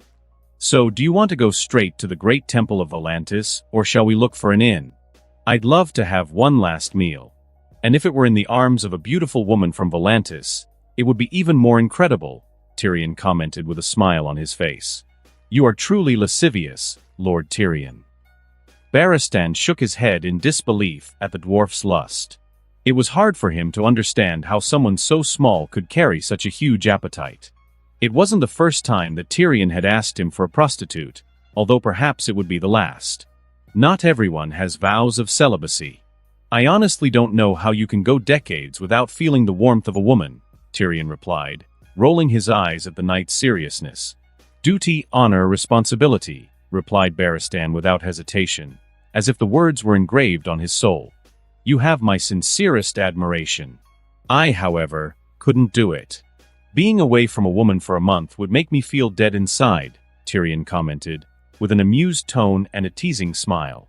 Looking at the field of winter flowers before him, Enar felt at peace. Surrounded by blue flowers, he allowed himself a moment of tranquility. However, a presence behind him interrupted his serenity. There was something or someone behind him. The air carried the scent of winter flowers, a slightly sweet, faint and delicate smell. Turning around, Einar came across a young woman. She looked no older than 16. Her long black hair framed a delicate face, and her gray eyes, deep and naturally free, reminded him of a wolf. Einar held his breath at the sight of her. Yes, he had to find her before he became king. Otherwise, he would never find peace. What he was about to do would tear through the continent of Westeros like a butcher's knife. Lyanna looked at the tall young man in front of her and couldn't contain her surprise. He looked incredibly like her husband, so much so that for a moment she thought that perhaps Rhaegar had a twin brother. However, something sparked in her memory, and her face revealed a stunned expression. Despite her trembling legs, Lyanna stepped forward and held his face with both hands. "Einar?" she asked, her voice trembling with the incredulity of the moment. "How did you find out?" Einar asked, curious. Apart from his appearance, there were no clues linking him to her. After all, Lyanna had only held him for a few seconds before death overtook her. "Your eyes! Your beautiful eyes," Lyanna replied, as she hugged him tightly, as if she never wanted to let go. "I'm sorry. I'm really sorry for not being by your side. I'm sorry I didn't hold you when you were sad. I'm sorry for not comforting you when you needed it most. There are so many I'm sorries that I can never forgive myself." Every word Lyanna uttered carried an immense weight of sadness and regret. "Don't worry, I never blamed you for anything." Einar wrapped Lyanna's trembling figure in a hug and replied in a gentle, serene voice. "I just thank you for bringing me into the world." For him as a son, it mattered little that Lyanna and Rhaegar's actions had led to the ruin of House Targaryen in Westeros. No dynasty was eternal, but his would be. With a delicate gesture, Einar lifted Lyanna's face, making her look at him, and spoke in the softest tone he could manage. "Because of that, you are the best mother in the world." The 16-year-old stared at him, stunned. She had never imagined hearing something like this from her son, especially after leaving him behind, without a mother or father, to protect himself. "Really? You don't think I'm a horrible mother?" Lyanna asked, struggling to believe what she had just heard. Einar smiled, finding her reaction charming. She didn't look like a married woman, but rather a girl still unprepared for motherhood. "How could I blame you? I saw you bring me into the world, even knowing the difficulties of childbirth. I saw you kiss my forehead and wish me safe, even in your last breath. There's nothing you do that could make me hate you." Einar's words brimmed with pride, making it clear how much he admired Lyanna. Tears streamed uncontrollably down her face. Lyanna tried to wipe them away, but they seemed inexhaustible. Patiently, Einar hugged her again, helping her to calm down. As he gently wiped away some of the tears on his mother's face, he spoke in a gentle tone. "I will be crowned king in a few minutes, and after the coronation, my wedding will take place." Einar's words made Lyanna's eyes widen. She had barely met her son, and now he was going to be taken by a woman she didn't even know. Sensing the dissatisfaction on his mother's face, Einar almost laughed, but remained serious as he continued, "I will be crowned in Volantis. Then I'll invade Westeros in full force. I will tear that continent in half, bringing death, fear, and hope to those people." Lyanna's gaze quickly changed to concern. It wasn't the war itself that frightened her, but the possibility of losing her son to it. Rhaegar had said goodbye in a similar way, and he had never returned. Ever since, she had hated goodbyes. "Why don't you stay in Volantis and rule the city?" Lyanna tried to persuade him, but the determination in Einar's eyes silenced her. The words she wanted to say were stuck on her lips. She recognized that look. It was the same look Rhaegar had when he had decided something irrevocable. "Why do you have to act like your stupid father? I should have listened to Elia and beaten Rhaegar unconscious in a saddle." Lyanna muttered to herself, her expression laden with regret. If she had done that, her husband would still be alive, and the chances of her son still being a prince would be much greater. Einar's lips twitched unnaturally when he heard his mother's whisper. He knew that Lyanna was not an easy woman, but he hadn't imagined that she would be so bold. And from her words, it seemed that Queen Elia shared a similar mindset. He wondered how his father had managed to deal with two seemingly gentle women with impressive ferocity. As he reflected, Enar felt someone trying to rouse him and knew that the coronation was about to begin. Enar smiled confidently and replied, "I'm going, mother." "Will we meet again?" Lyanna asked with a reluctant expression, clearly dreading the separation. She wanted to be with him forever, protecting him as a mother, making sure he wasn't deceived by some woman with bad intentions. "Yes, I'll send your conscience to visit two incredible women." Enar replied with a soft laugh. The thought of his mother next to Queen Visenya and Queen Rhaenys brought him a pleasant feeling. He knew that the three women would get along very well. Before Lyanna could say anything, Enar leaned over and kissed her forehead tenderly. She felt her consciousness slowly fade, but her last sight was of her son's gentle face. When he opened her eyes, Enar was back in the room. He was still sitting in the chair where he had fallen asleep. In front of him, Visenya was looking at him with concern. "Are you tired, Enar? Do you want to postpone the coronation for a few hours?" Visenya asked, her voice laden with tenderness, the concern clearly evident in her gaze. "No, it was just a dream I needed to have before I was crowned." Enar replied as he stood up. His clothes, carefully prepared, were the definition of luxury. He wore an entirely red suit. 2 Valyrian steel rings adorned his ring fingers. His hair, which usually fell over his shoulders, was combed back, highlighting his face. A dark doublet with the red coat of arms of House Targaryen embroidered on the chest hugged his body tightly, and he wore black leather gloves. Lady Lya, his sword, was firmly sheathed at his waist. He exuded an elegant aura, regal yet capable of making anyone unable to look away from him. At that moment, he was the sun and all the others were planets orbiting around him. Even Visenya, used to Enar's presence and beauty, couldn't help but be mesmerized. If there was anyone worthy of the title of king, it was him. Enar was the embodiment of what everyone imagined as an ideal ruler. "Am I presentable, my queen?" Enar asked in an amused tone, noticing the intense, passionate look she was giving him. It fed his ego. After all, what man wouldn't want to be looked at like that by his wife? "You look perfect. You'll charm all the women here." Visenya replied, but Enar caught a note of jealousy in her voice. He laughed, a low magnetic laugh, his voice tinged with kindness. "Believe me, you look more stunning than ever." He wasn't lying. Visenya was wearing a red and gold dress that hugged her slender body perfectly, highlighting her delicate curves.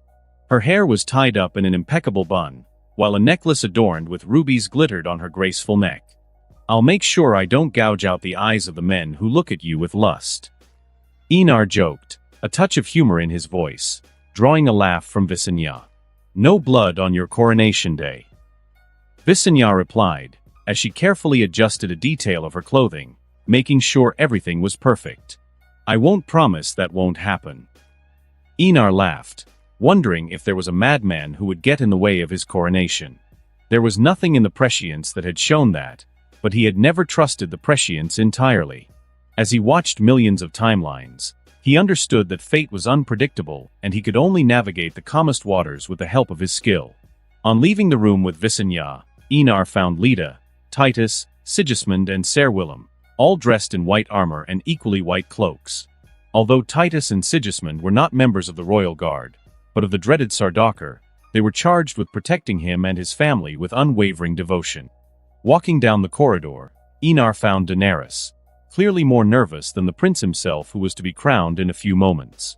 She wore a black dress with red sleeves, while her hair was tied up in a bun similar to Visenya's, but adorned with glittering jewels that further highlighted her elegance.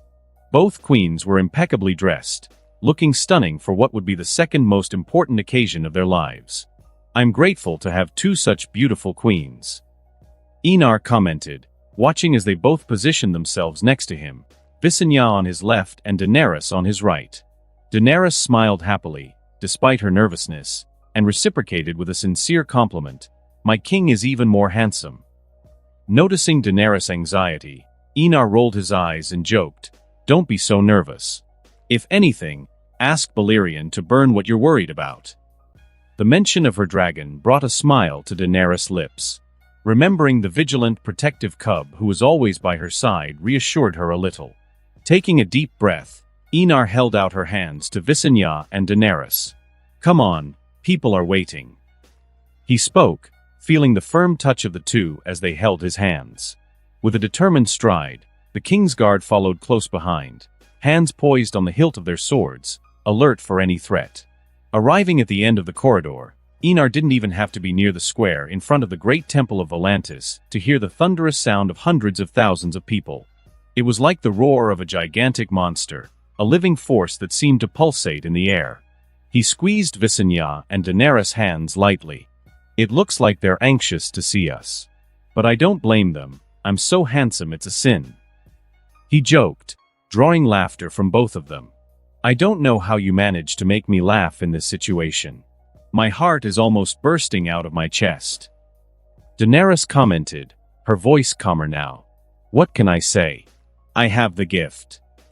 Enar boasted, maintaining his confident posture.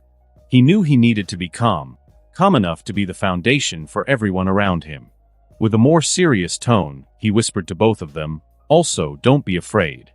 Fear kills the soul and erodes determination." They both rolled their eyes, but they couldn't deny that, thanks to him, they were calmer. The nervousness was still there, but the fear had disappeared. When Enar entered the square, he came across a monumental stage 3 meters high. In front of it, a crowd pressed in, so dense that he estimated at least 40,000 people near the stage, while hundreds of thousands more crowded the surrounding streets, eagerly awaiting the prince's speech. In the side stands, set up for high-status guests, were important figures from Volantis, including his sister, Rhaenys, the Dowager Queen, Rhaella I Targaryen, the entire House Martell and religious leaders such as Bonero and Makoro. On the stage, only Kinvara was waiting. The woman wore a red silk dress, with a large veil that hid her face, almost touching the floor. As Reverend Mother of the Red Faith in Essos, her presence commanded absolute respect. As Enar climbed the steps, silence overtook the square. Each step seemed to echo in place, making the atmosphere strangely silent. Everyone was waiting for the arrival of the prophet, the Messiah of Essos. As soon as he reached the stage, the silence was broken by deafening shouts. Requests for forgiveness and cries mixed in a cacophony that made the whole place shake. Not only Enar, but Visenya, Daenerys and the Kingsguard also took to the stage. The Kingsguard strategically positioned themselves to protect the 3 members of House Targaryen. Enar stopped next to Kinvara, looking down at the sea of people below. Some held out their hands, as if begging for a blessing. The crowd didn't see him as a mere mortal, but as a messiah, someone capable of leading them to paradise after death. Watching the scene, Enar couldn't help but think, the Bible really was the most effective indoctrination tool on the planet, without a doubt. Enar raised his hand and closed his fist. The moment he did so, the noise ceased completely, replaced by silence. "Before we begin, pray with me." Enar spoke, his voice gentle and warm, making many think they were seeing a god, especially with the sunlight behind him making a halo of light around him. Strangely, his voice was heard by all 40,000 people in the square, and he didn't need to speak to the rest, as they were being passed on by the believers themselves. Since Enar wanted to create a theocratic empire, he had to start with the people. In this empire, he would be the god of the people and no one else. Enar began the prayer himself. "Our Father, who art in heaven." Everyone continued praying after Enar, a holy choir of truly devout people who had been given a new lease of life because of Enar. "Hallowed be thy name, thy kingdom come, thy will be done on earth, as it is in heaven." The sound of the people had intensified, so that all of Volantis could hear the prayer of hundreds of thousands of people together. "Give us this day our daily bread, and forgive us our trespasses, as we forgive those who trespass against us." The impact that this prayer had on some people could no longer be described as unbelievable, it was simply shocking in the extreme. "And lead us not into temptation, but deliver us from evil. Amen." Enar finished the prayer and made the sign of the cross, which everyone below followed. Taking a deep breath, Enar began his speech without beating around the bush. "My people, brothers and sisters, all who have come from the 9 free cities, you grace me with your noble presence on this day. A day that will be remembered in eternity, where you all shared the same glories with me. The same destiny, the same life, the same purpose, It will not be glory, wealth, or power that will take us to paradise, but I who will take you. I will bear all your sins, I will bless you, I will endure you for the sins you have committed. All I ask in return is simple. Treat me as your father, and I will take you in as my children. If you have me in your hearts, I will have you in my heart, just as God has commanded me to do. God bless you.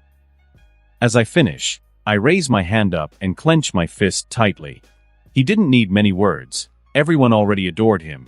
He just had to give them one more reason to give their lives to him if he asked them to. If before these people, who had lived in precarious situations all their lives, had worshipped Enar as a holy being, who had lifted them out of poverty by giving them jobs and homes, then now these people were no longer people, but fanatics who had been seduced by Enar with monstrous mastery. Messiah. The one who will guide us. Son of Light. Loud shouts rang out after the brief end of Enar's speech. Everyone raised their hands and clenched their fists, imitating Enar. Riella felt her heart beating faster, her ears ringing with the deafening sound of tens of thousands shouting at the same time as she watched, simply shocked at all the people worshipping her grandson as genuinely as if they had seen a god. For a moment, she really felt that her grandson was a god, not a mortal like her or anyone else, but Riella soon pushed these absurd thoughts to the back of her mind. However, it made her realize how terrible Enar's charm was. Her grandson could convert an entire city with one speech, which was completely unbelievable to say the least. Riella didn't know it, but all of Kinvara, Bonero, and Enar's nearly 6 years of planning had gone into this moment. It wasn't overnight that these people began to love Enar. It was a natural process, just as a seed takes time to germinate. All to result in this moment that Enar saw with his prescience when he was 6 years old, when he met Kinvara for the first time. Kinvara looked at the people revering their Messiah and felt that all the work of years had paid off, all the sweat, blood, and determination spent. At that moment, Volantis became a true theocratic city. Enar gestured for everyone to be silent, and they were. Kinvara, begin the coronation, he said in a calm tone. Kinvara nodded and removed her long veil, revealing her face for all to see, which provoked a few shouts of reverence in the background. Ignoring the voices, she focused entirely on Enar and nothing else. God has given you the divine right to rule, and as he has commanded, my prince will be the king he promised. He will free the heretics from their barbarian gods and lead the unbelievers to true salvation.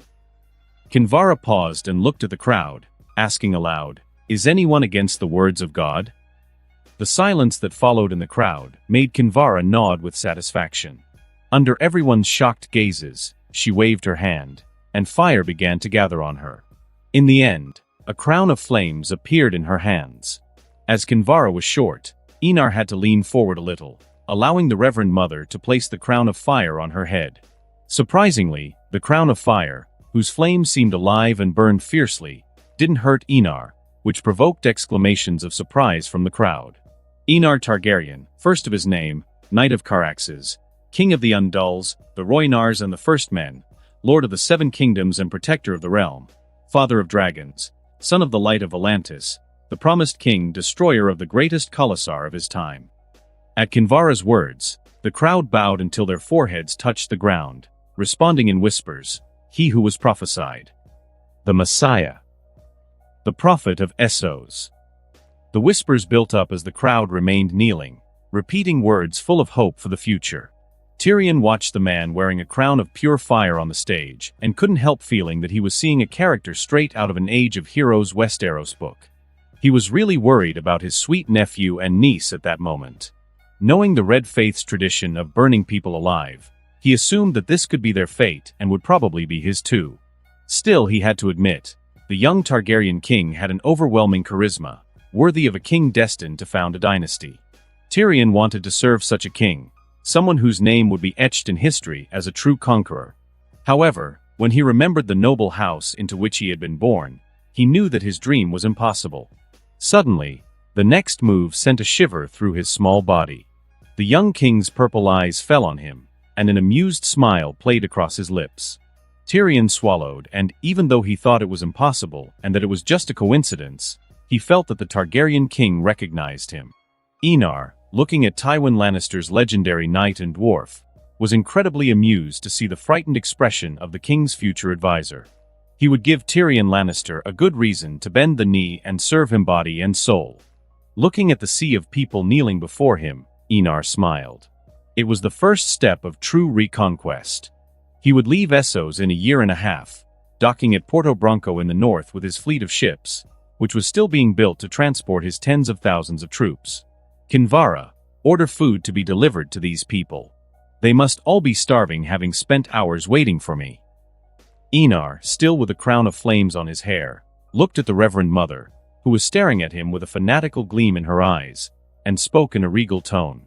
"Your decree will be fulfilled, Your Grace," Kinvara replied as she bowed to Enar, who then approached Visenya and Daenerys. "When I am crowned in Westeros, you will be crowned with me as my queens. I will be magnanimous and let the people see their beautiful queens." Holding both women's hands, Enar commented in a gentle tone, "Don't worry, my king."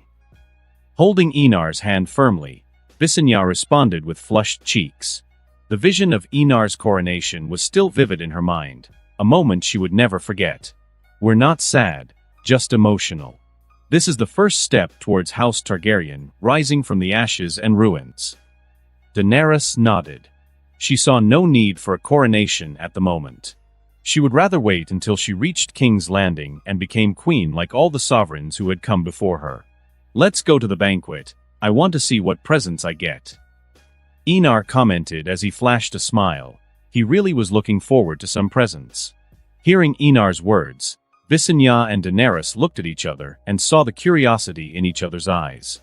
They knew that every time her future husband showed that expression, something interesting would happen next. Enar was sitting on the throne in the center above the steps, with Daenerys and Visenya sitting respectively to his right and left. Rhaenys couldn't help feeling jealous seeing how partial he was to his wives, leaving her aside. Looking at the Dark Sister placed next to her seat, the possession of the legendary sword didn't bring as much happiness as she had previously imagined. Seeing the interaction between Enar, Daenerys, and Visenya left a bitter taste in her mouth. Suddenly, Rhaenys heard her cousin's voice next to her. "If you carry on like this, you'll be left out." Looking at Arianne, who was gazing at her with an enigmatic smile, Rhaenys turned up her caution to maximum. If there was one thing she had learned in Dorne, it was that Arianne could be many things, but kind and charitable was certainly not one of them. The heiress of Sunspear had always given her the impression that she could do anything to get what she wanted. "What do you mean, cousin?" Despite the wariness she felt, Rhaenys didn't let it show on her face. Learning to hide her emotions was a gift she had learned. "Do you think you're being subtle? A blind man could see that you're looking at him lustfully." Arianne popped a grape into her mouth and replied with a sensual tone.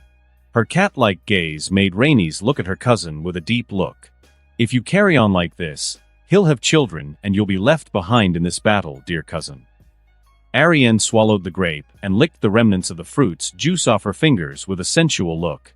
Rhaenys couldn't help but snort at her words, but deep down, she agreed with Arianne's words, but she still felt insecure. "Do you think he'll only have 2 wives?" Arianne asked with an amused tone. "When he takes more wives, Princess Visenya and Daenerys have teamed up to secure their rights. What do you think will happen to the latecomers?" Arianne looked like a demon seducing its prey, tempting it to commit sins. Rhaenys didn't have to think too hard about what would happen when the scenario Arianne spoke of eventually came to pass. It will be a battle between Enar's wives for power at court, the king's attention and time in his bed. Whoever has a child the fastest will be the one with the greatest importance, as the heir or heiress will have come from her womb. At that moment, Rhaenys could see that other nobles chose who to support in order to gain more benefits. Honestly, nothing unusual for a court. "What do you want, Arianne?" Rhaenys didn't call Arianne cousin. She spoke her name directly, showing that both women were negotiating and not having a conversation between relatives. "I want in." Arianne was direct and didn't hide her years-long purpose. Rhaenys was not at all surprised. Then she remembered that unlike the sand snakes, Arianne had never been seen sharing a bed with a man. "Is that why you stayed a virgin?" Rhaenys couldn't help but speak with a touch of sarcasm, but she didn't understand why Arianne would prepare for so long. She was the heir of Sunspear. "I found out that my father doesn't plan to keep me as heir, He prefers a man on the throne of Dorne. Arianne spoke in a casual tone, but Rhaenys noticed a touch of coldness when she mentioned her own father. If he doesn't want to give me what's rightfully mine, I'll take it by force. Rhaenys understood everything by listening to those words, but in the end, she didn't refuse Arianne's offer. If they had it together, they would be able to take on the two queens of Enar. If you marry Enar and not the other way around, you will lose your right to the throne of Dorne. Rhaenys warned with a touch of curiosity. If Enar married Arianne, he would be Arianne's consort, and something like that was impossible for a king. I don't plan on marrying him, just being his mistress. As long as I have a silver-haired, purple-eyed boy or girl, everything will be fine. Arianne spoke with a sensual tone, watching Enar on the throne. She had a mortal weakness for handsome men, and the king's beauty was really taking her breath away. Careful, Arianne, you're playing with fire. If you betray Enar, it won't be him who kills you, but Daenerys and Visenya. I realize that they protect Enar and will kill you if you betray him with another man. Rhaenys warned Arianne with a serious look. Do you think I'm a fool? I wouldn't trade Enar for 1,000 handsome men. He will be my greatest support in my government. Arianne rolled her eyes at Rhaenys' useless warning. Enar would be the pillar for her to control Dorne, even though her father had decreed Quentyn to be his heir. How could she lose all her power because of one man? Seeing this, Rhaenys relaxed. With Arianne's words, she didn't have to worry about being implicated if something like that happened. I accept, let's go together. Rhaenys whispered to Arianne, who raised her glass for a toast. Rhaenys picked up her own wine glass, and both glasses clashed in the air. We'll be allies. Arianne smiled and spoke with a happy tone. Daenerys and Visenya were unaware of the alliances that were beginning to form. The two were chatting amusingly with Enar about various subjects when the guests began to file in, bringing offerings of gold, jewels, armor, and weapons. The weapons and armor, although of excellent quality, were nowhere near the supremacy of Valyrian steel. Still, they were remarkable pieces that Enar would give to his most valiant soldiers, those who had contributed decisively in the war against the Dothraki. However, Enar's attention was caught by one guest in particular, a tall man with amber skin, dark red hair, and wearing a yellowish tunic. But what really piqued the king's interest was not the man's distinctive appearance, but the gift he brought. 10 boxes crammed with gold and jewels. These were no ordinary boxes, but huge containers, each 1 meter in diameter. Enar quickly calculated. The contents must have amounted to around 30,000 gold coins, not counting the jewels. An impressive gift, especially considering that other guests offered an average of 1,000 gold coins. Sensing Enar's attentive gaze, the man leaned in slightly and introduced himself in the common tongue. I am Hisdar zo Lora, descendant of Mazdan the Magnificent, Hazrak the Beautiful, and Zerak the Liberator. He continued, his voice marked by a tone of reverence. It is an honor to meet you, Your Grace. I hope my gift was worthy of your appreciation. Hisdar turned his gaze to the throne, where Enar stood imposingly. The crown of flames was burning on his head, but it didn't seem to cause him any pain. On the contrary, it gave him an air of divinity, as if he were blessed by the fire itself. Enar answered sincerely. Thank you for the gifts, Hisdar zo Lora. Although his fortune had grown enormously after the sacking of the Old Blood behind the Black Walls, Enar knew that money was never too much, especially when it came to building an army, especially a large army like his that needed lots of ships and food. The purpose of Hisdar's visit, however, was what interested Enar most. According to information from the Emperor's daughters, the 3 slave cities were uniting to besiege Volantis. The interruption in the flow of slaves to Slaver's Bay had enraged the elites of these cities, leaving them thirsting for retaliation. I would like you to answer my questions, Lord Hisdar, said Enar, his firm voice echoing through the hall and capturing everyone's attention. Why are you in Volantis? As I understand it, the cities of Astapor, Meereen, and Yunkai are, at this very moment, forming an alliance to besiege my beautiful city, bringing their fleet of ships and armies of slaves. Everyone's eyes turned to Hisdar, some filled with coldness, others with a deadly glare. Despite this, the amber-skinned man's face remained impassive, expressing no emotion or surprise at Enar's doubts. I don't share the same resentment as them, Your Grace, replied Hisdar, his voice calm and controlled. He spoke with cautious respect, avoiding any tone that might irritate the young king in front of him. The blood feud between Valyria and Guise ended a long time ago. Enar leaned back slightly in his throne, a smile forming on his lips. He remained silent for a moment, but internally he found those words absurd. The idea that the feud between Valyria and Guise was over was laughable. It was no secret that Valyria had destroyed the Guise empire to its ashes. If there wasn't still deep hatred in Slaver's Bay today, Enar would be the first to point out the lie. He himself harbored a desire to destroy the last remnants of New Guise, those who dreamed of restoring the old empire in the present day. And Hisdar? Enar knew that this man, with his quiet demeanor and careful words, was much more than he seemed. He was one of the secret princes of New Guise, linked to the powerful Iron Legions, a force inspired by the lockstep legions of Old Guise. "I would like to request a private conversation, Your Grace," Hisdar spoke with a careful tone. The cold, hostile looks on his face intensified. Kinvara and Bonero, in particular, seemed ready to pounce. To them, that man was only in Volantis to buy time for Slaver's Bay. However, no one dared to act. The decision was up to Enar, not them. "Very well, we will have a private meeting, Lord Hisdar," replied Enar, with an enigmatic smile as his eyes narrowed in thought. If Hisdar wished to take part in the Game of Thrones, Enar saw no problem in including one more player. The more pieces on the board, the greater the triumph at the end. Deep down, Enar was sure that by defeating all his opponents and rising as emperor, his name would not only be legendary, but would become divine, as the ruler who controlled the entire planet. Hisdar, oblivious to the fate that awaited him, gave a relieved smile when he heard Enar's agreement. "Thank you, Your Grace," said Hisdar, stepping back to make room for the other guests. It was at this moment that Riella, who had been watching the visitors attentively, stood up abruptly at the sight of an elderly man walking towards Enar with a dwarf by his side. Ser Barristan. How could she not recognize her husband and brother's former member of the royal guard? Although Ares was a terrible king, his royal guard was legendary, made up of knights like Barristan the Bold, Arthur Dane, the Sword of the Morning, and Gerald Hightower, the White Bull. When Barristan saw the former queen, healthy and in perfect condition, his countenance was filled with relief. There were two great regrets that tormented him: not having protected Rhaegar and not having acted when King Ares abused his own wife. Kneeling before the steps of the throne, Barristan raised his eyes to Enar, who wore a crown of flames. The resemblance between father and son did not go unnoticed by him. "I am Barristan Selmy, Your Grace, Lord Commander of your father's guard," Barristan declared firmly, without hesitation, in front of Enar and the queens at the young king's side. The moment he revealed his identity, Leda, who was standing in front of the steps, drew the sword Dawn from its scabbard and placed the blade against the knight's neck. Her gray eyes, cold as steel, stared mercilessly at the traitor.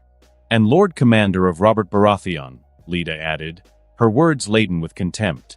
If it hadn't been for the need to wait for Enar's orders, Barristan's head would have been rolling on the floor by now. Whispers rang through the hall at the old knight's words. The surprise was evident among the guests, who murmured amongst themselves, unable to hide their astonishment at the turn of events. Everyone there knew the history of House Targaryen, a basic knowledge for any visitor wishing to avoid death for saying something inappropriate in front of the king. Daenerys and Visenya, overcome by the initial shock, exchanged deep glances, trying to process the scene before them. Even though they didn't want to, they couldn't help a feeling of anger welling up in their hearts. Rhaenys was also perplexed, although her memories of the old knight were vague. She remembered being carried on his shoulders as they walked through the courtyard. One of the rare happy memories of her childhood. "And why is the Lord Commander of my cousin's royal guard here, kneeling before me?" Enar asked, even though he already knew the answer. He had no intention of killing Barristan. What fool would eliminate one of the most powerful knights in the world? Enar had bigger plans for him. Barristan and the royal guard would be an invaluable asset, and together with his vast combat experience after undergoing physical enhancement, he would become a veritable war machine. "I ask the king to accept my service in the royal guard. My sword will be yours until the end of my days," Barristan replied without hesitation. His blue eyes locked onto Enar's with determination. Dawn's blade at his neck did not intimidate him. His expression remained unchanged. Enar watched him in silence, his violet eyes locked on the old knight's resolute gaze. The hall fell silent. No one dared to speak, awaiting the young king's judgment. It was Oberyn who broke the silence. "My king, if I may speak, I advise you to accept Barristan Selmy. The weight of his name alone is worth 1,000 men." He paused before adding, "Accepting Barristan will send a powerful message to the noble houses of Westeros that the king is magnanimous." Enar knew Oberyn was right. Many houses had sworn loyalty to Robert Baratheon, and feared that Enar would eliminate all those who had betrayed the Targaryens. Accepting Barristan would be an excellent move to show that the noble houses that had betrayed him were allowed to continue to exist. It would make many noble houses still undecided come over to Enar's side without much effort. "Thank you for your advice, Prince Oberyn," said Enar in a sincere tone, drawing a smile from the prince. After long minutes of contemplation, Enar finally spoke. "Put your sword away and step back, Leda." Without hesitation, Leda returned Dawn to its scabbard, stepping back with a cutting glance at Barristan. "I will allow you to serve me, but not in the royal guard." "I still don't trust you," Enar declared. Before he could continue, he noticed his grandmother, Riella, asking for permission to speak. "My king, I would like Barristan to serve me as my guard," Riella said firmly. Her statement surprised Barristan, who stared at her with wide eyes. He had never imagined that the Dowager Queen would accept him, especially after everything that had happened. Enar looked at her grandmother and smiled. "All right, I'll allow it. He will serve you, grandmother." "Thank you, your grace. You won't regret it," Barristan said with a relieved look on his face. He would finally serve a worthy king. Still kneeling, Barristan gestured to the side, drawing attention to another man next to him. "Your grace, this next to me is Tyrion, of House Lannister." Tyrion felt his body freeze as he saw the eyes of all of House Targaryen resting on him. Riella, in particular, watched her dear friend's son with a sad sigh. He had her hair, albeit a shade lighter, but his face was nothing like Joanna's. The memory of sweet Joanna made Riella sigh sadly, mourning the loss of her longtime friend. "Would you like to introduce yourself, Lord Tyrion?" Enar asked with a calm look. He knew there was something almost childish about some of his actions, especially the way he amused himself by watching people's reactions in embarrassing or terrifying situations. Perhaps it was his personal hobby, but compared to the hobbies of other kings before him, his seemed harmless. "Right?" Tyrion was surprised by the courtesy and hastened to reply, "I am Tyrion of House Lannister, your grace. It is an honor to be in your noble presence on this most memorable day." Call him what you will, but for Tyrion, the priority was to stay alive. And if flattery could guarantee his survival, he was more than willing to pay compliments even to the hairy balls of the young king in front of him. "What shall I do with you, Tyrion of House Lannister?" Enar asked with an amused smile on his lips. "There are those who wish for your head at this very moment." The king's gaze turned to Oberyn Martell, who regarded the kneeling Tyrion with a coldness that Enar couldn't help but admire. Enar knew that he would look the same way if someone killed someone important to him. Tyrion noticed Oberyn's gaze and felt a bitter smile appear on his lips. His already slim chance of survival seemed to disappear in the presence of the Prince of Dorne. If there was one house that rivaled House Lannister in hatred as much as House Targaryen, it was House Martell. "I'm clever, your grace," Tyrion stated firmly. "I'm not big or skilled with a sword, but my mind is sharp. My advice can be valuable." But Enar's next words left him surprised and almost shocked. "I know you're clever, Tyrion. I could use you in my court.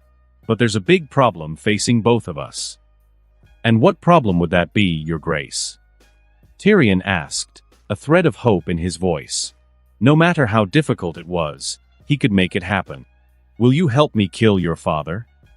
Tyrion's expression vanished in the same instant. Kill his own father? Even if Tywin was the cruelest man in the world, he was still his father. The man who had given him a home, food and rivers of gold all his life.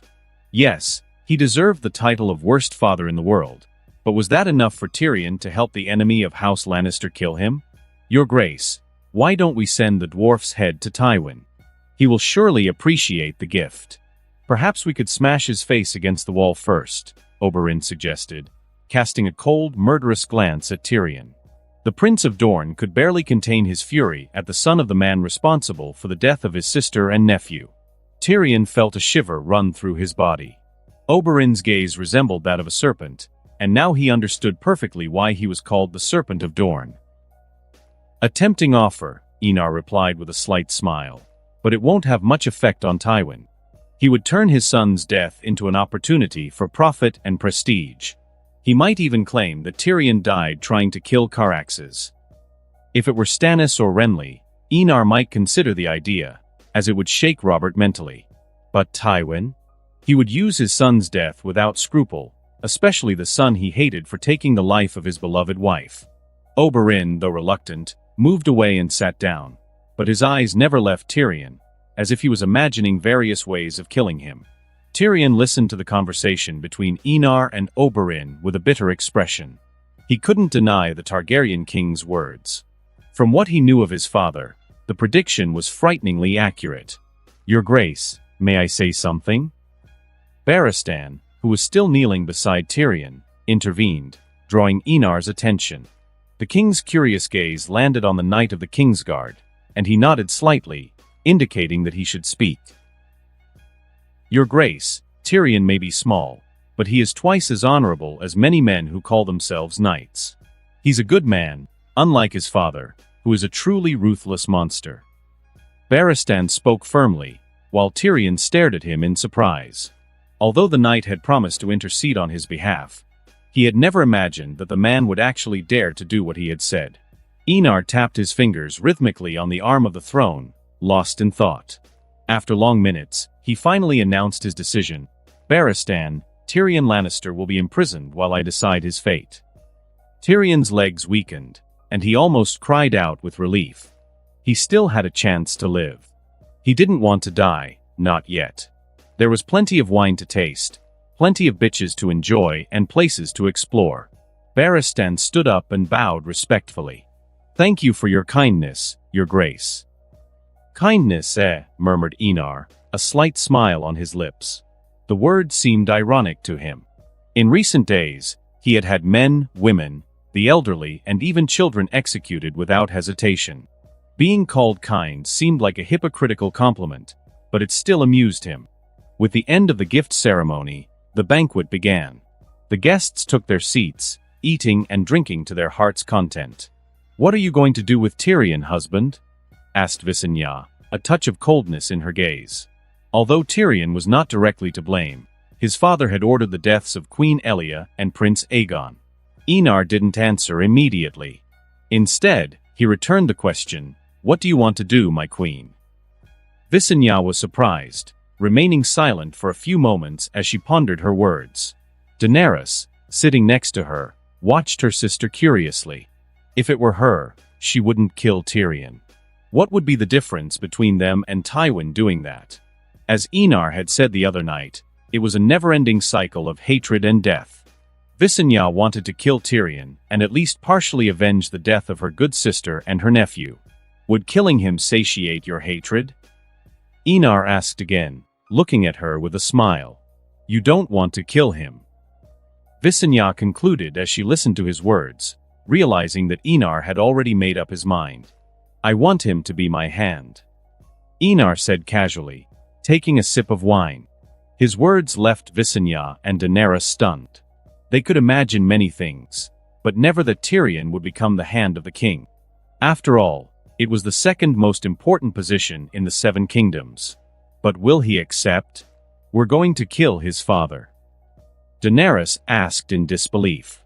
She couldn't imagine how Enar would persuade Tyrion to fight against his own blood. "I'll give him a reason to live and die for me." Enar smiled, confidently. There was no doubt in his mind. Tyrion would not refuse what he had to offer. The dwarf would bend the knee and help him in the wars looming on the horizon. Daenerys pouted, frustrated that Enar wouldn't reveal what he would use to convince Tyrion, but put those thoughts aside. "Let's dance, nephew," Daenerys suggested, smiling mischievously. Enar smiled back, squinting at Visenya, who had a slightly envious expression at her sister's words. I'll dance with you later, Vi. He kissed Visenya's cheek gently before standing up and holding out his hand to Daenerys. She took his hand with a smile and stood up with him. Visenya's mood improved with the kiss and her husband's words, although she still wanted to be the first to dance with him. Deep down, she blamed herself for not being quicker. Enar ignored the stares of everyone in the hall as she danced with Daenerys in the center. The 4 knights of the Kingsguard stood around vigilant, protecting the king and queen with cold, watchful eyes. The position of Hand of the King is very powerful, Daenerys commented, feeling his hand on her waist. She moved closer, enjoying the warmth of his body.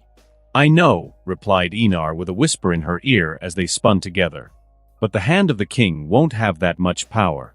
In fact, all the positions will be divided into 2 or 3. I want to decentralize those powers. Of course he knew how powerful the title of Hand of the King was, but he didn't intend to leave so much power in the hands of a single person. This would apply to all the positions on the small council. In his vision of the future, his ministers should compete with each other while he watched, controlling both sides. What if they discovered his strategy? He didn't care. His ministers would be intelligent men and would understand that this was not a request, but an order. They could profit, but never as much as the king. And if they didn't accept these rules, Enar would simply replace them with someone who did. Daenerys looked at her future husband and understood that this was only the beginning. He would bring about a complete revolution in Westeros' system of government. How could Daenerys have imagined that Enar would change the system of nobility and centralize power for the crown, taking large parts of land from the neighboring kingdoms and diminishing the local power of the nobles? These nobles would not have as much power or autonomy as before. A day had passed since Enar's coronation, and now he was officially king, at least in the eyes of the people of Essos. In Westeros, however, Robert's allies considered him a fraud, perhaps even a usurper. Descending the stone stairs that led to the prisons, Enar smelled the putrid odor of the place. The stench of sweat and mold hung in the air, mixed with other smells that he preferred not to identify at the moment. Behind him, Leda accompanied him, wearing her shining armor and the white cloak of the royal guard. Although she was short, the girl exuded an aura of authority that would put many men to shame. At the end of the staircase, a long corridor revealed itself. Iron bars lined both sides, while scattered torches cast a pale orange light over the room. Enar observed the cells as he passed. Inside, old and decrepit priests, who had refused to accept the religious reforms he had implemented, were slowly rotting away. The conditions of these men were miserable, inhuman even, but the smile on the young king's lips never wavered. How should he feel about those who refused to keep up with the times? Dying in the darkness of those cells, without suffering, was the greatest mercy he could grant. After walking through a few more cells, Enar stopped in front of one in particular. Inside, Tywin Lannister's youngest son was reading a book. Unlike the other prisoners, Tyrion had a comfortable bed, clean water and decent food, only the stench was something he shared with the others. When he heard footsteps stopping in front of his cell, Tyrion didn't want to turn his attention away from the book at first. He was immersed in reading the Bible of the Red Faith.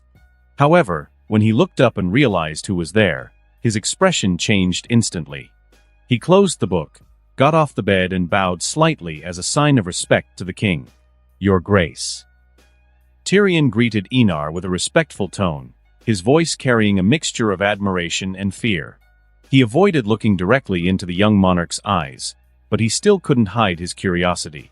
At last, Tyrion understood why all the people of Volantis and other parts of Essos worshipped Enar as a messiah, perhaps even as a god. The book he had just read was simply unlike anything else he had read in his life. The indoctrination capacity of the book, called the Bible, was incredible to say the least, and Tyrion had no doubt that the Red Faith would quickly spread throughout Westeros. Although the Faith of the Seven preached kindness, gentleness, and chivalry, the methods of the Red Faith priests were incomparable in terms of indoctrination efficiency. The advance of that religion seemed inevitable. And that same book was written by the same man who stood before him. How could Tyrion not feel afraid of a man capable of making millions of people worship him as a god with a mere book? Leda opened the cell door and positioned herself next to the cell. Enar entered without any hesitation. He looked around, noticing how surprisingly organized everything was. When he noticed the Red Faith Bible resting on the bed, his lips curved into an amused smile. "Was the reading fun, Lord Tyrion?" Enar asked, curiosity evident on his face.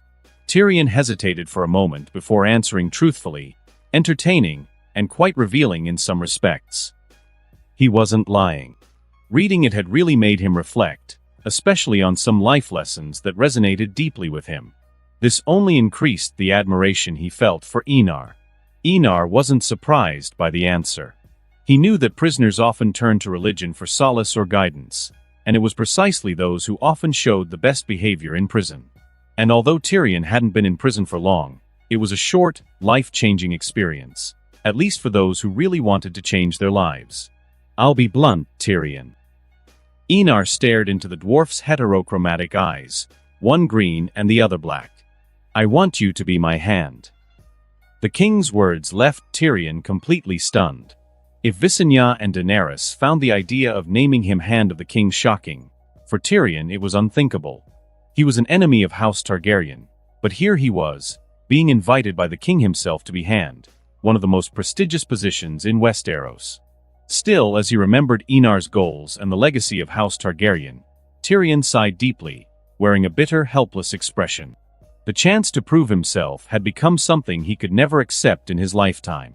"Your grace honors me with this request, but I cannot betray my house, least of all my father." Tyrion refused with a determined tone. For the first time, Tyrion lifted his gaze and stared into the king's purple eyes, showing a determination he had rarely displayed in his life. However, as he did so, he was disconcerted. Those eyes weren't looking at him with contempt, disgust, or repulsion, emotions Tyrion had been used to since childhood. Enar's gaze was something different, human, full of genuine interest, as if he saw something in Tyrion that no one else saw. "What if I gave you a reason?" Enar asked, tilting his head slightly, his tone laden with curiosity. Tyrion was surprised by the question, but shook his head. He really couldn't imagine anything that could convince him to accept that position. "Look into my eyes," Enar ordered, activating his prescience. Although confused, Tyrion obeyed. The instant his eyes met the king's, he felt as if an invisible punch hit him in the stomach, taking his breath away and his balance for a moment. Suddenly, he was somewhere else.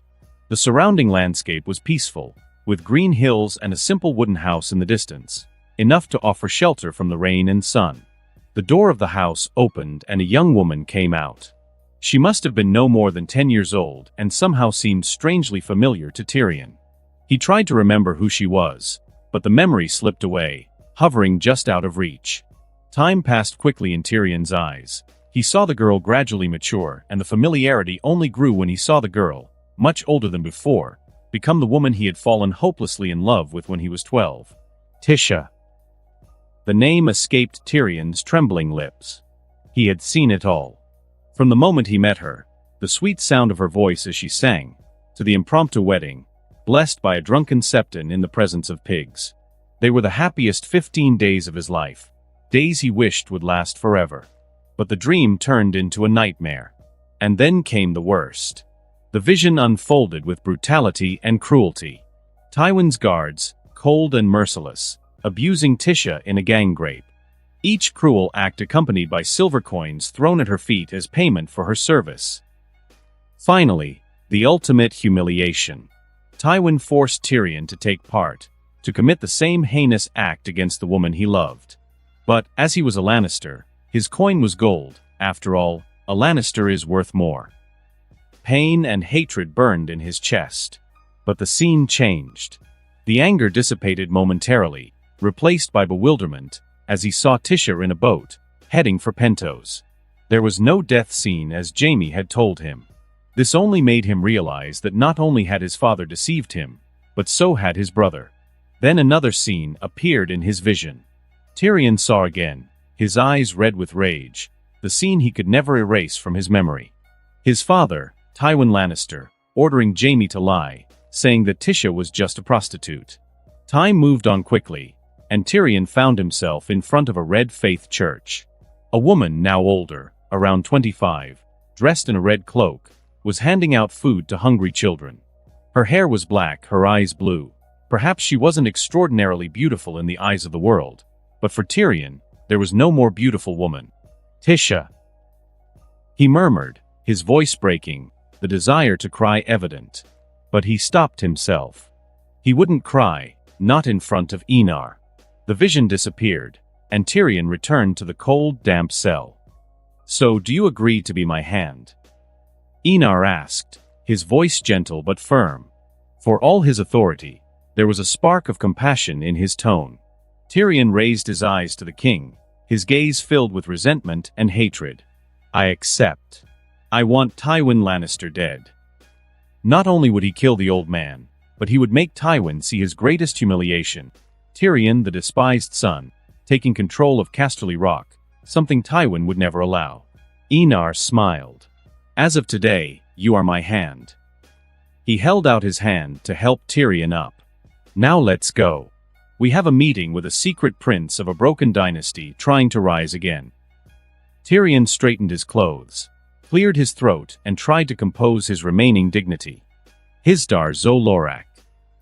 Enar couldn't help but think of the man with the amber skin and dark red hair. It would be quite an interesting conversation. As Enar and Tyrion walked side by side, Tyrion watched closely as the people revered Enar with absolute devotion and respect. It was like a sacred ceremony. Everyone knelt down as they passed him and didn't even dare to look the king in the eye. Not even other kings could achieve that kind of respect with their most loyal subjects. The little lion of House Lannister wondered what Enar had done to inspire such adoration and sincerity in people. Little did Tyrion know that, with his reforms, Enar had abolished slavery, at least in Volantis. For someone who had once been a slave, this wasn't just a political change, it was nothing short of a miracle. And Enar's reforms didn't stop there. The Red Priests and Priestesses were instructed to teach children to read and write. This initiative was not limited to Volantis. In every city with a Red Temple, parents could send their children to receive a basic education. In these prototype schools, children learned to respect their father, mother, and religion, as well as discipline and loyalty to the king. At this time in Essos, the rulers of the 9 free cities were unaware that many cities gradually had Enar's influence in the shadows, ready to be used at the right moment. Enar knew that he would need trained officials in the future to administer the cities together with the nobility. After all, he couldn't allow the cities to be controlled exclusively by the nobles. What if a revolt broke out? Cities surrounded by walls could become war fortresses. And as we know, sieges of cities can last for months, even years. And if that happened, it could delay the armies for a long time, leading to a defeat in the war, something that Enar and any monarch would not want to happen. Tyrion hesitated for a moment, but after a brief pause, he took a deep breath and asked in a serious tone, "Your Grace, I'd like to ask you something." Enar looked at him and smiled. "You don't need to ask permission to speak. You'll be paid to advise me, after all, I don't need an advisor who can't speak." For Enar, it didn't make sense to have an advisor who was afraid to express his opinions. It was the complete opposite of what an advisor should do. "What does your Grace plan for the future of House Lannister?" Tyrion asked without further hesitation. The question was subtle, as it involved many delicate areas, including the fate of the members of his house. "If you mean what I will do with the members of House Lannister, then only Tywin and Joffrey interest me," Enar replied in a calm tone. "As for the others, I don't care, but you and I know how dangerous your sister can be." Although eliminating all the Lannisters was a tempting idea, it wasn't what Enar wanted. Westeros was different from Essos. He needed to indoctrinate people before taking action that could be misinterpreted there. As for Myrcella and Tommen's loyalty, Enar planned to use blood magic to control them. It wouldn't harm them as long as they remained obedient, but any sign of rebellion would activate the magic, causing an agonizing death, with pain impossible to bear. Their deaths would look like heart attacks, preventing the blame from falling on him. Tyrion, knowing his sister well, knew that Cersei would fight tooth and nail for the lives of her children. Of that, he had no doubt. Cersei could be called many things, but never a negligent mother. Still, Tyrion felt relief at Enar's words. The king was kinder than he had expected, allowing other members of House Lannister to survive despite what had happened. Tyrion, despite hating his own father to the point of wanting to devour him in revenge, didn't let anger cloud his judgment. He still valued the concept of family and didn't want it to be destroyed. Enar looked at Tyrion, who seemed immersed in thought, and asked with a deep look, "Tyrion, we're about to meet Hisdar. He appears to be a gentleman and is well-liked in the eyes of the city of Meereen, but in fact he is a secret prince of new guise and a descendant of great leaders of the past. What do you think a man like him is doing in Volantis, while the 3 slave cities are preparing to attack me at this very moment?" He looked at Tyrion for an answer. "Isn't New Guise an island port city in the Gulf of Pain?" Tyrion asked, slightly confused. For him, and for many, a small coastal town was not worthy of being considered a kingdom, let alone an empire like the legendary Old Guise. Still, Hisdar's presence in Volantis, just at this critical moment, was indeed suspicious, as Enar had said. What Hisdar was doing was not unlike offering himself up like a pig on a silver platter. A man who could stake his life on something was dangerous. You underestimate the greed for power, my hand. Many have ambition, but those often lack the resources or influence to fulfill their ambitions. Enar replied with an amused smile. Hisdar, however, is a man who possesses ambition, wealth, and power. He also relies on his slave armies in Meereen. Tyrion understood Enar's implicit message. Hisdar had come to Volantis to negotiate something. And if that was what he was imagining, Tyrion was eager to find out what price Hisdar was willing to pay. Enar, Tyrion, and Leda stopped in front of an ornate door. Leda stepped forward and opened it, revealing a luxurious and comfortable room. Hisdar was sitting in a comfortable seat, holding a glass of Volantis wine. The man seemed extremely relaxed, almost as if his life wasn't at stake if the negotiations went wrong. "I see you're enjoying yourself, Lord Hisdar," greeted Enar with a smile as she sat down opposite him. Leda positioned herself behind the king, staring at the dark red-haired man with a cold gaze. As always, her hand rested on the hilt of her sword, ready to draw it at any moment. Tyrion, for his part, settled into a chair with some difficulty and cast a calm glance at Hisdar, accompanied by a charismatic smile. "The wine from Volantis is still excellent. Just the right amount of sweetness, Your Grace," said Hisdar, placing the goblet on the table and returning the smile with equal kindness. "I'll be sure to arrange a few jars for you to take with you when you leave," Enar replied, looking at him with an intense gaze. "Your Grace has my thanks," Hisdar thanked him, leaning forward slightly in respect. Whether Hisdar would actually drink the wine offered by Enar was another matter. Poisoning, although considered undignified in Westeros, was common practice in Essos, especially in Slaver's Bay. As he watched the two exchange pleasantries as if they were old friends, Tyrion couldn't help thinking how hypocritical it was. But politics was, in essence, a game of hypocrisy exchanged in pursuit of greater profits, regardless of the method used. "I assume Lord Hisdar is aware of the attacks about to take place against my beautiful city," commented Enar, narrowing his eyes as he watched the man's reaction. Despite his gentle tone, Hisdar felt a chill run through his body.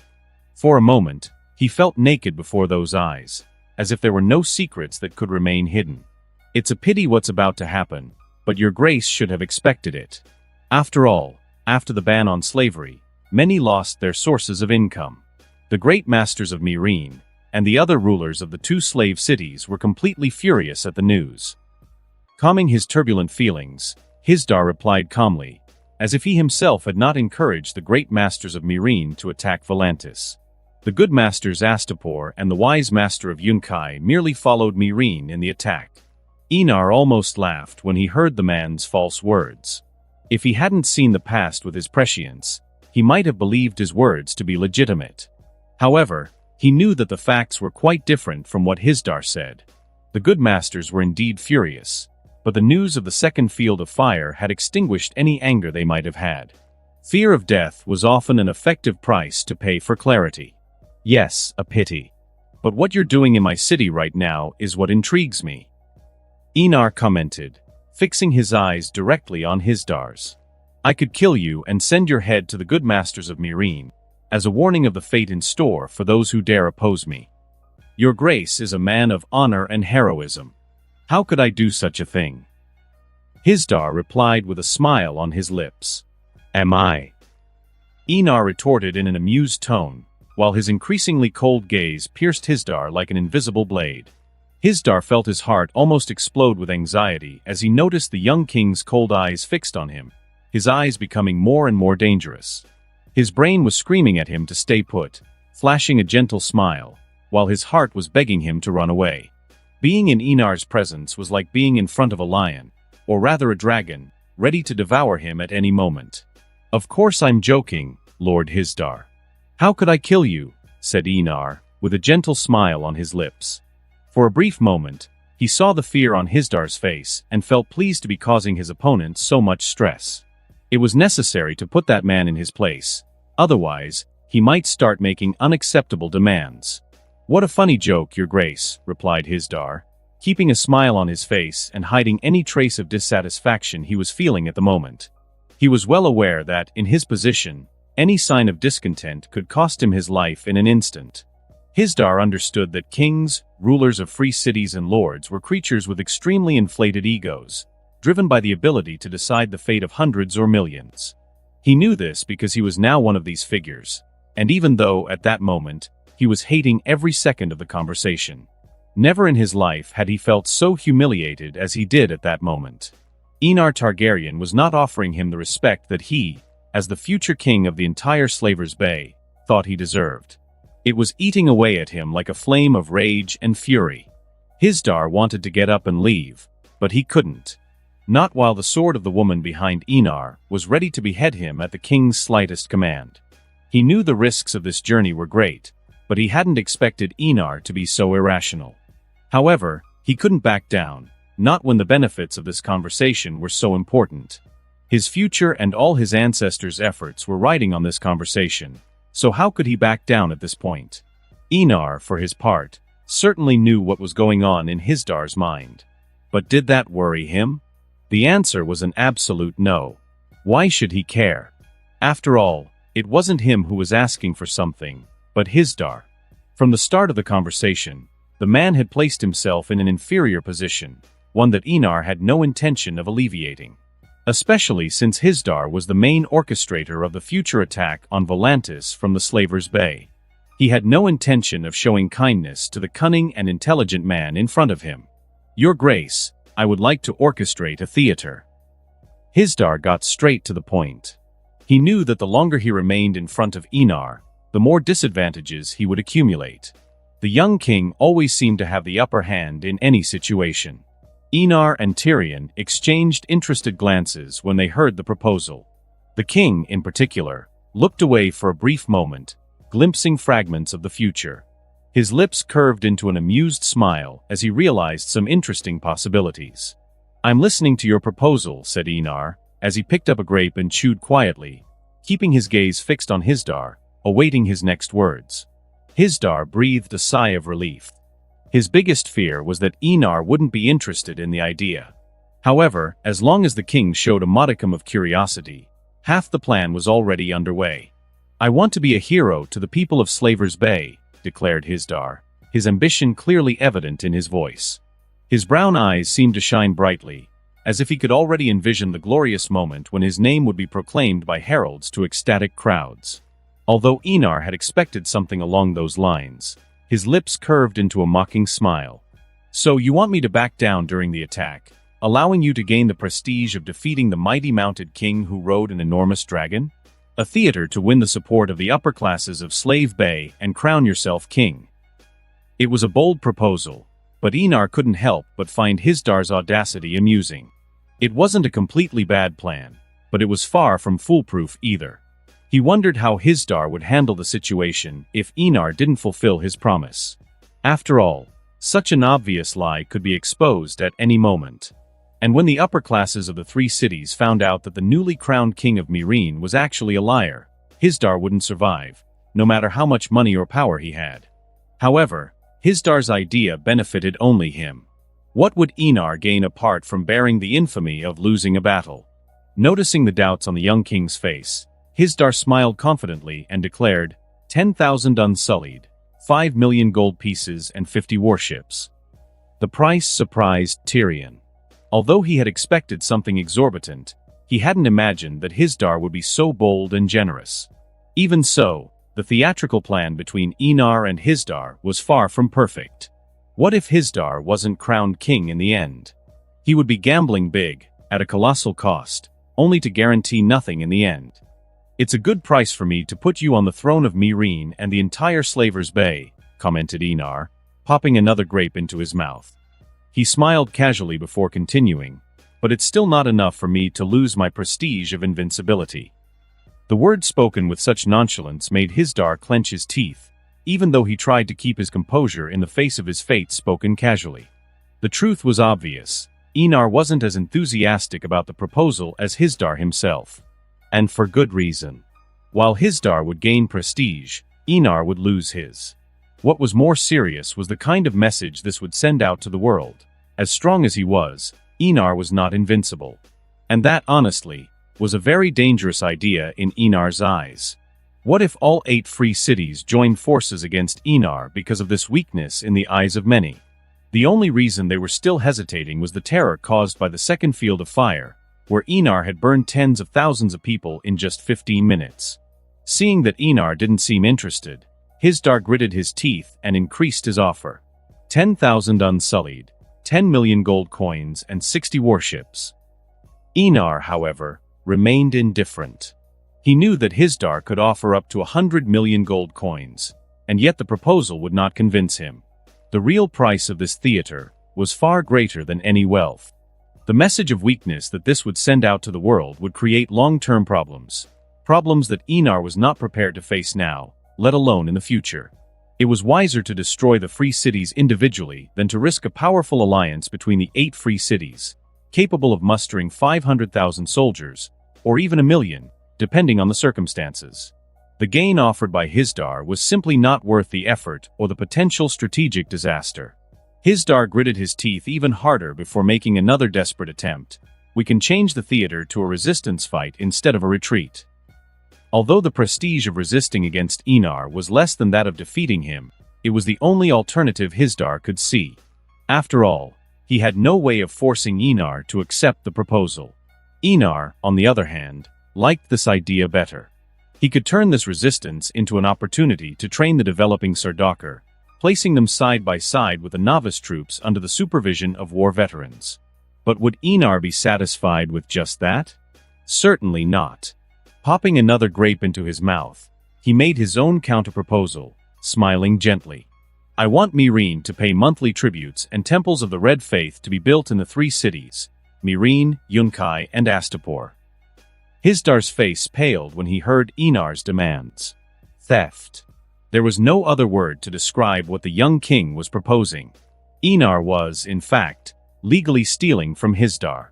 But on reflection, Hisdar saw an opportunity. With the presence of the Red Faith, he could incite a conflict between the religious fanatics and the Sons of the Harpy, weakening both sides and consolidating his control over Meereen. The idea began to seem less absurd in his mind. Enar, while eating another grape, noticed the hesitation in Hisdar's countenance and couldn't help but smile. Hisdar seemed to have overlooked something crucial: the current strength of the Red Faith. Of course, he couldn't be blamed for that. Who, after all, would have thought that this religion would transform so profoundly in less than 6 years?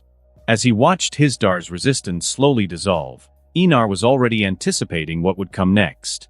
He would happily watch Hisdar's reign being consumed by flames, flames that he himself would light. "What do you think?" Enar asked, looking at Tyrion with a carefree smile.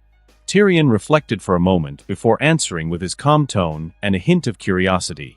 "Your Grace controlled the conversation the entire time. You showed no weakness at any time, which forced Lord Hisdar to accept an extremely unfavorable deal."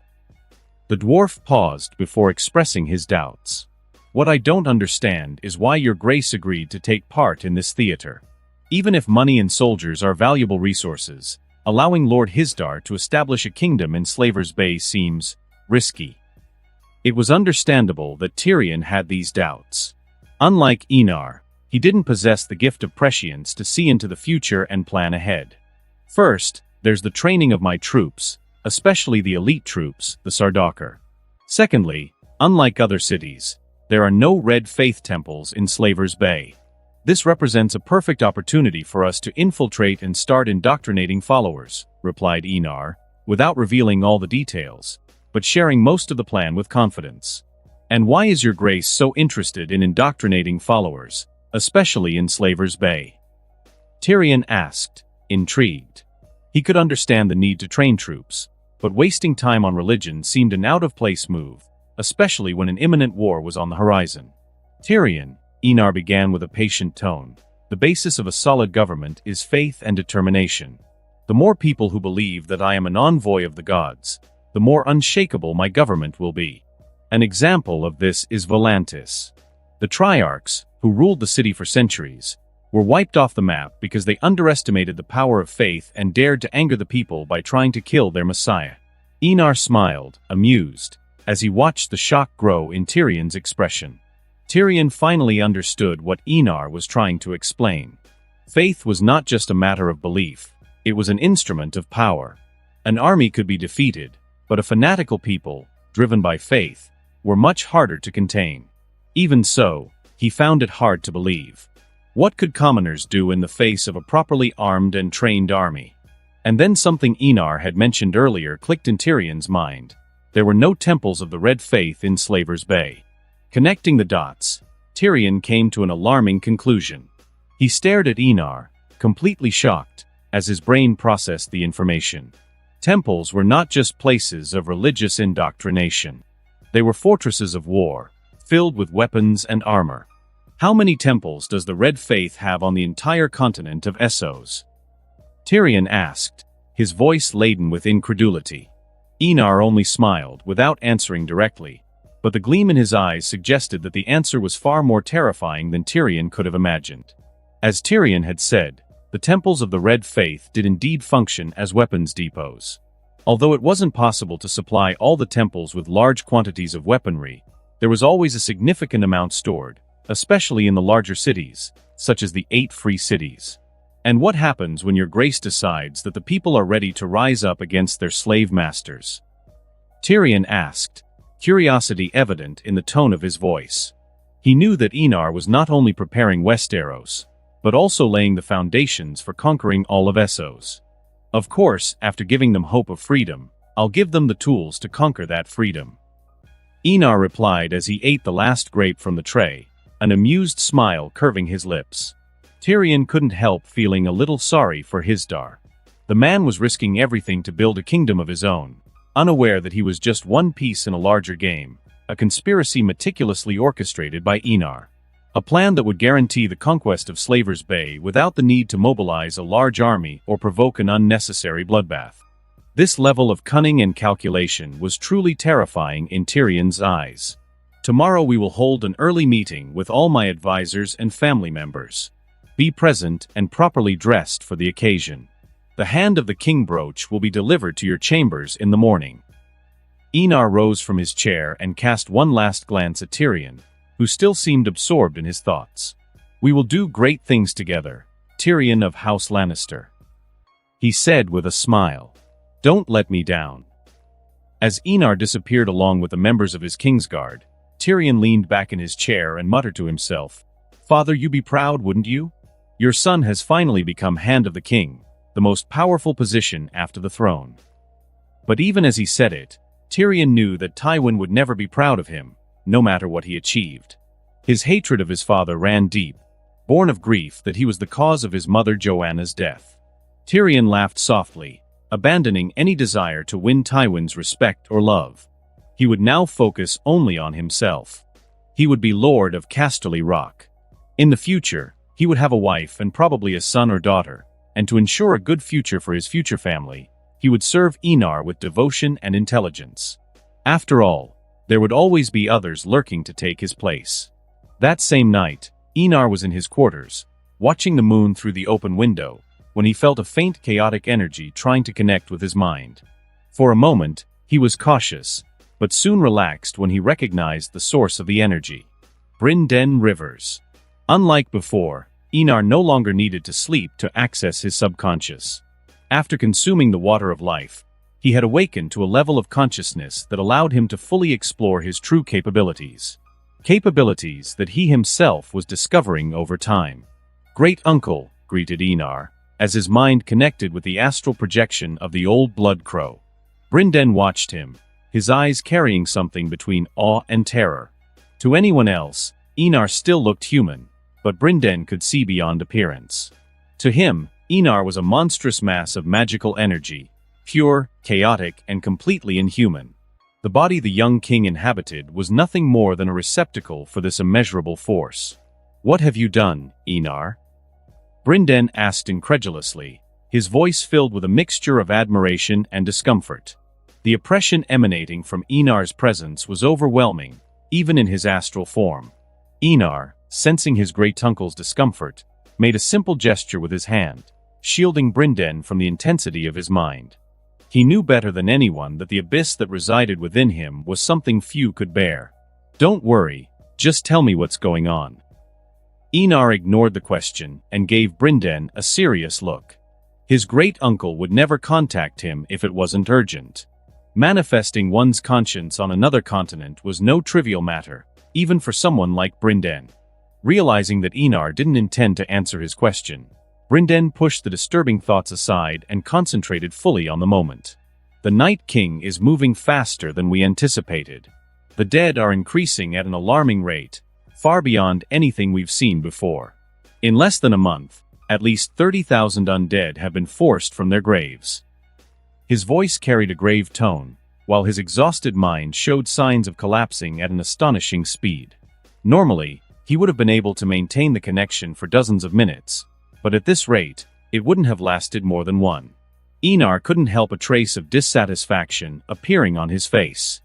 He knew that the cold god was blessing the Night King with even more power, compromising his own plans and forcing him to adjust them hastily. "Send Mance to the wall immediately. Eamon and Gior Mormont will open the gates when the free people arrive. Mance must relinquish his kingly titles and hand over the Horn of Winter." Enar's words came in a firm tone, without hesitation. Hesitation led to chaos, and chaos led to unnecessary deaths. He didn't want that, and Mance should be more anxious than he was. The man possessed a legendary artifact that could bring down the wall, and that was a risk that Enar wanted to get into his hands as soon as possible. "I will see to it that all parties receive their orders, but have the Northern Lords accepted hundreds of thousands of savages into the Northern lands? Food to supply such a population is no simple matter." Brinden couldn't help but advise his grandnephew with concern. Enar sighed and remembered that people needed food to survive. "I'll fly to the High Garden in a few days. I'll order House Tyrell to send enough food to last a few months. I'll also have Kinvara send a batch of food to White Harbor." Enar spoke with a helpless tone. That was why he hated changing his plans. Brinden nodded and quickly disconnected his mind from Enar's. He had to be even faster than Enar. "I'm going to rip this cold god's head off." Enar muttered to himself, his voice containing a shocking murderous intent. His entire subconscious changed drastically with his murderous thoughts, transforming into an apocalyptic scenario. Clouds of black and red smoke made up the whole scene, with lightning occasionally crossing the place. The bells of the Great September of Baylor echoed with a deep, distant sound, alerting the entire city of King's Landing. Only 4 occasions justified the ringing of the September spells: the death of a king, the death of the High Septon, or the death of someone of great importance. In addition, only the royal wedding merited such a ceremony. However, as there was no news of a royal wedding, that left 3 options. Inside the Great September of Baylor, Robert Baratheon, first of his name, looked at the body of his adoptive father, cold and lifeless before him, with a surprisingly calm expression. The king of the 7 kingdoms had slimmed down enough for anyone to notice the difference, a sign of the silent changes that had been taking place. "Old Eagle, you dare to leave me at this moment," muttered Robert, his voice laden with sadness, despite his impassive countenance. Even so, the weight of grief was evident in the most powerful man in Westeros. How could he not be in mourning? Like Eddard Stark, Robert had grown up under the tutelage of Jon Arryn, Lord of the Vale. His feelings for his adoptive father were strong, and the loss of the figure who had shaped his youth affected him deeply. Jon Arryn had been more than the hand of the king. He had been a mentor, a moral compass in turbulent times. Upstairs, watching Robert beside Jon Arryn's body, Cersei wore an expression of grief. However, those who knew the queen knew that she reserved her true sorrow only for her children and perhaps momentarily for Jaime, her twin brother. Her green eyes, however, betrayed her facade. The almost visible joy in her gaze was testimony to her true feelings. "Are you sure no one will notice?" "Pycelle has been ordered to conduct the investigation into the death of the Hand of the King," Jaime murmured, his voice low as he avoided looking directly at Jon Arryn's body. Once again, the Kingslayer had tarnished the name of the Kingsguard, a burden that, over time, he had come to carry with indifference. Even so, he regretted giving in to his sister's requests. Jon Arryn was an important ally of the crown, and his death would weaken the throne and throw the Vale into an uncertain situation. Lysa Arryn, according to the rumors at court, was not in her best mental state. But there was no turning back. Jon Arryn was dead. "He won't tell."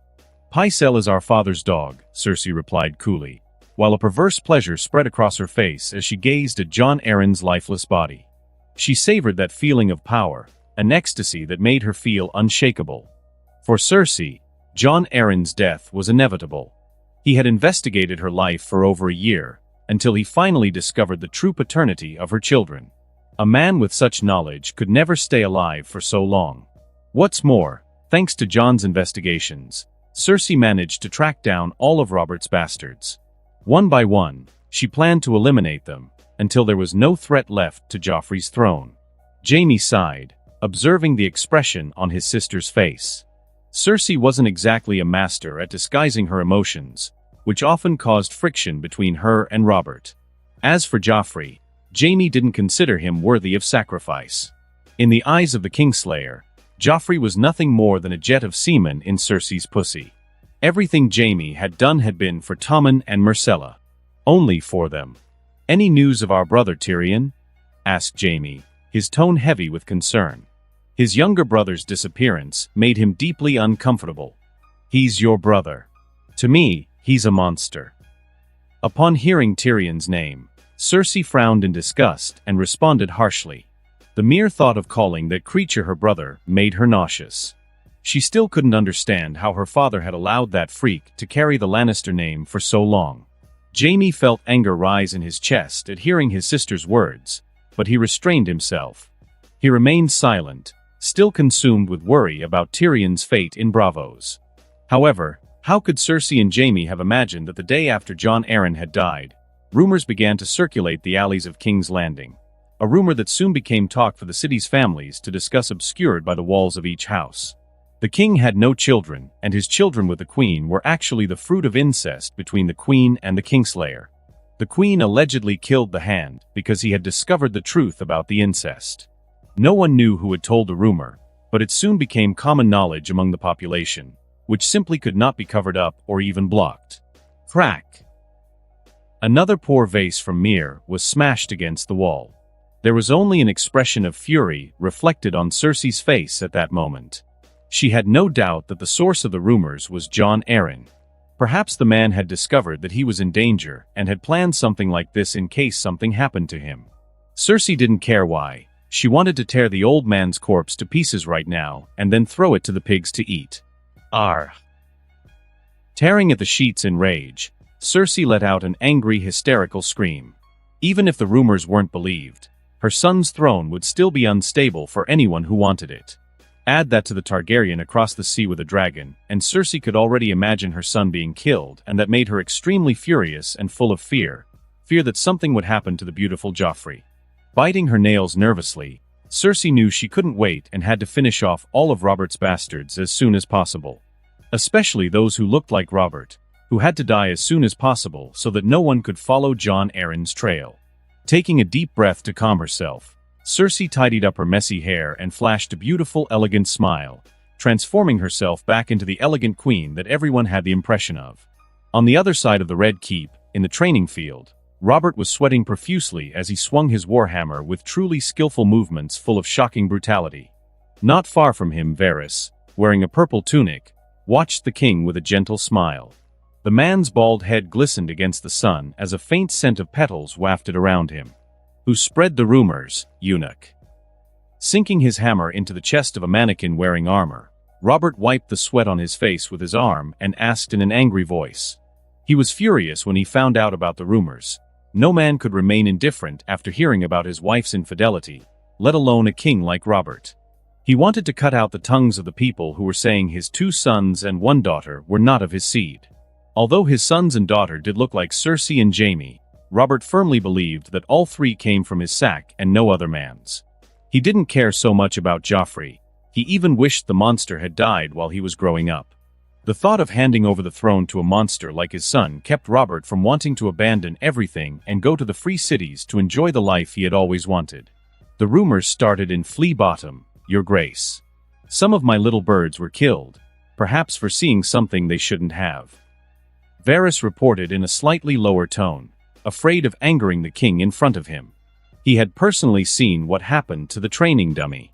Robert showed a serious expression. Apparently the rumors were orchestrated almost the moment Jon Arryn died, and it made him think that someone had killed his adoptive father and spread rumors to cover something up. Letting out a sigh, Robert really hated King's Landing.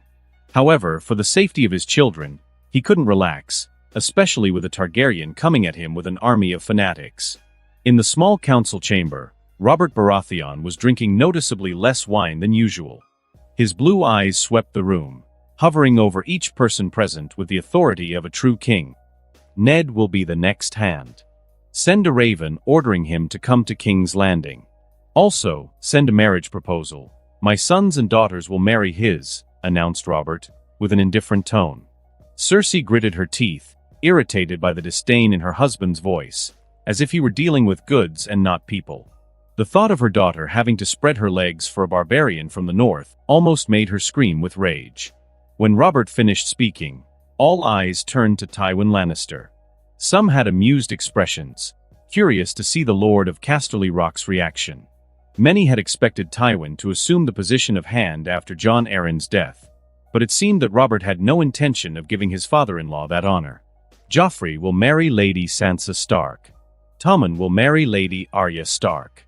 Myrcella, in turn, will marry Robb Stark, the heir to Winterfell, Robert declared, his voice firm and without hesitation, as if it were the only sensible choice. However, there was something that bothered the king deeply. He had only 3 legitimate sons to negotiate alliances with, while Ned Stark had 4 sons, 2 daughters, and even a bastard who bore the name Jon Snow. Robert wished for more heirs to marry off all his friends' offspring, but that was out of his reach. Cersei, about to protest for the freedom of at least her daughter, felt her body freeze when Tywin's cold, calculating eyes fell upon her. All courage, anger, and indignation evaporated before that implacable gaze.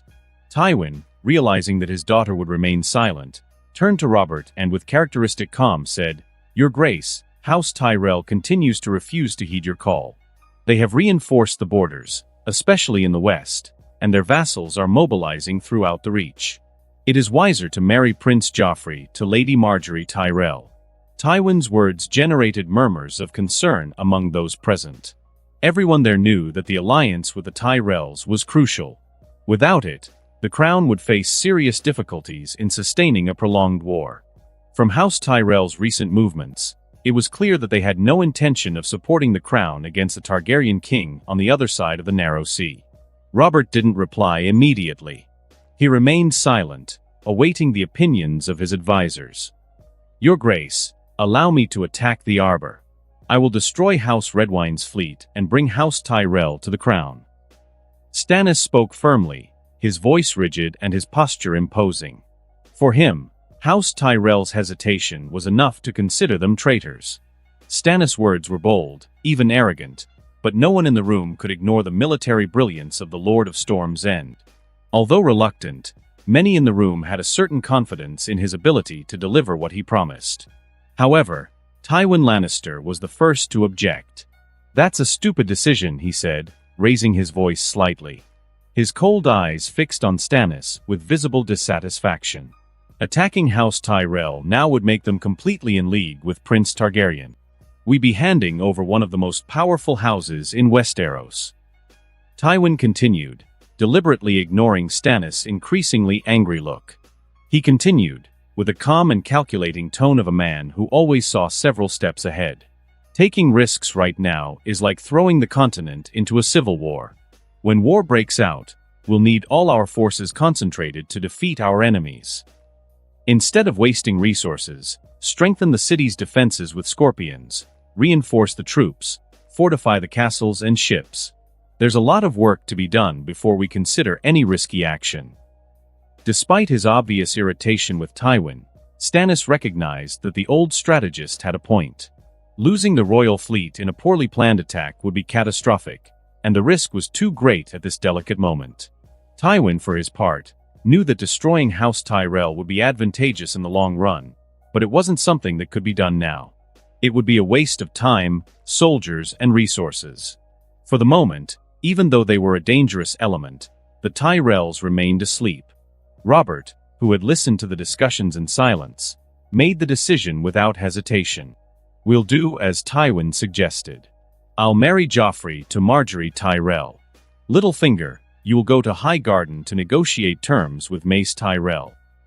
The king's voice echoed through the room with a loud, clear tone. He was perhaps not the most skilled strategist, nor the most cunning general, but as a warrior, he knew the value of quick decisions. Hesitation led to death on the battlefield, and right now, he couldn't afford to hesitate.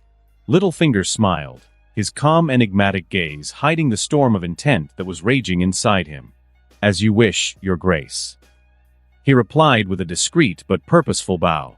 For him, this mission was more than just an order from the king. It was a golden opportunity to plunge Westeros even deeper into chaos. Jon Arryn was dead, and the plan to take control of the Vale was already underway. All he needed was to fan the flames of war, allowing the chaos to spread like wildfire. Littlefinger knew that chaos was the ladder, and he would climb it until he reached the greatest power of all, the Iron Throne. Robert turned, his cold, calculating eyes landing on Varys, who had remained silent until then. "What happened to the dragon spawn?" asked the king, his voice laden with icy menace. Varys bowed elegantly before answering in his usual gentle tone. He was crowned by the Reverend Mother in front of 700,000 people who knelt before him. Varys' words fell across the room like a stone thrown into a still lake, spreading waves of tension. The silence that followed was almost deafening in the room, weighed down by the significance of that statement. 700,000 people. The image of a crowd of that magnitude kneeling before Enar was overwhelming. If before he was just a young man with a dragon, now, in everyone's eyes, he had become a true monarch. It wasn't just the fear of his dragon's power that worried them. It was the respect and reverence he inspired in his people. 700,000 people weren't kneeling out of fear, they were kneeling out of devotion. At that moment, the collective perception changed. Enar was no longer an aspirant to the throne. He was a legitimate king, someone who had come to take what he thought was rightfully his. And this idea hit them hard, because the same law that gave Enar the right to claim the throne was the one that sustained Robert's reign and would guarantee the legitimacy of his descendants. But Robert showed no change in expression when he heard Varys' words. Rhaegar also had the support of the people, but it was he who was sitting on the Iron Throne, not Rhaegar. "What about the faceless assassins?" Robert asked, with the same cutting coldness he was accustomed to whenever a Targaryen was involved. Varys lowered his gaze, sighing ruefully. Unfortunately, according to the House of Black and White, the assassination failed. Varys' tone was full of discontent. He hated everything that involved magic, and his aversion was even greater when it came to figures associated with fanatical religious sections. Robert couldn't help but snort coldly. The money that was supposed to be sent to Bravos doesn't need to go any further. Since House Black and White didn't complete the mission, we don't need to pay it. No one objected. It was fair not to be paid for a job that hadn't been completed. Only a fool would pay for a job that had failed. As Tywin said, "We'll use this money to strengthen ourselves. Buy food from Essos, even if it's twice as expensive. We can't run out of food when the war starts." Robert spoke with a calm tone. This was also one of the measures to deal with in case House Tyrell really didn't support the crown when war came. "Yes, Your Grace." Littlefinger, responsible for the finances of the Seven Kingdoms, replied with a confident tone. And that concludes this episode. If you enjoyed it, I'd seriously love it if you guys could leave a like on the video, as it genuinely helps out so much, and it keeps me going. Plus, it takes only 1 second. That said, have a wonderful day. See you in the next one.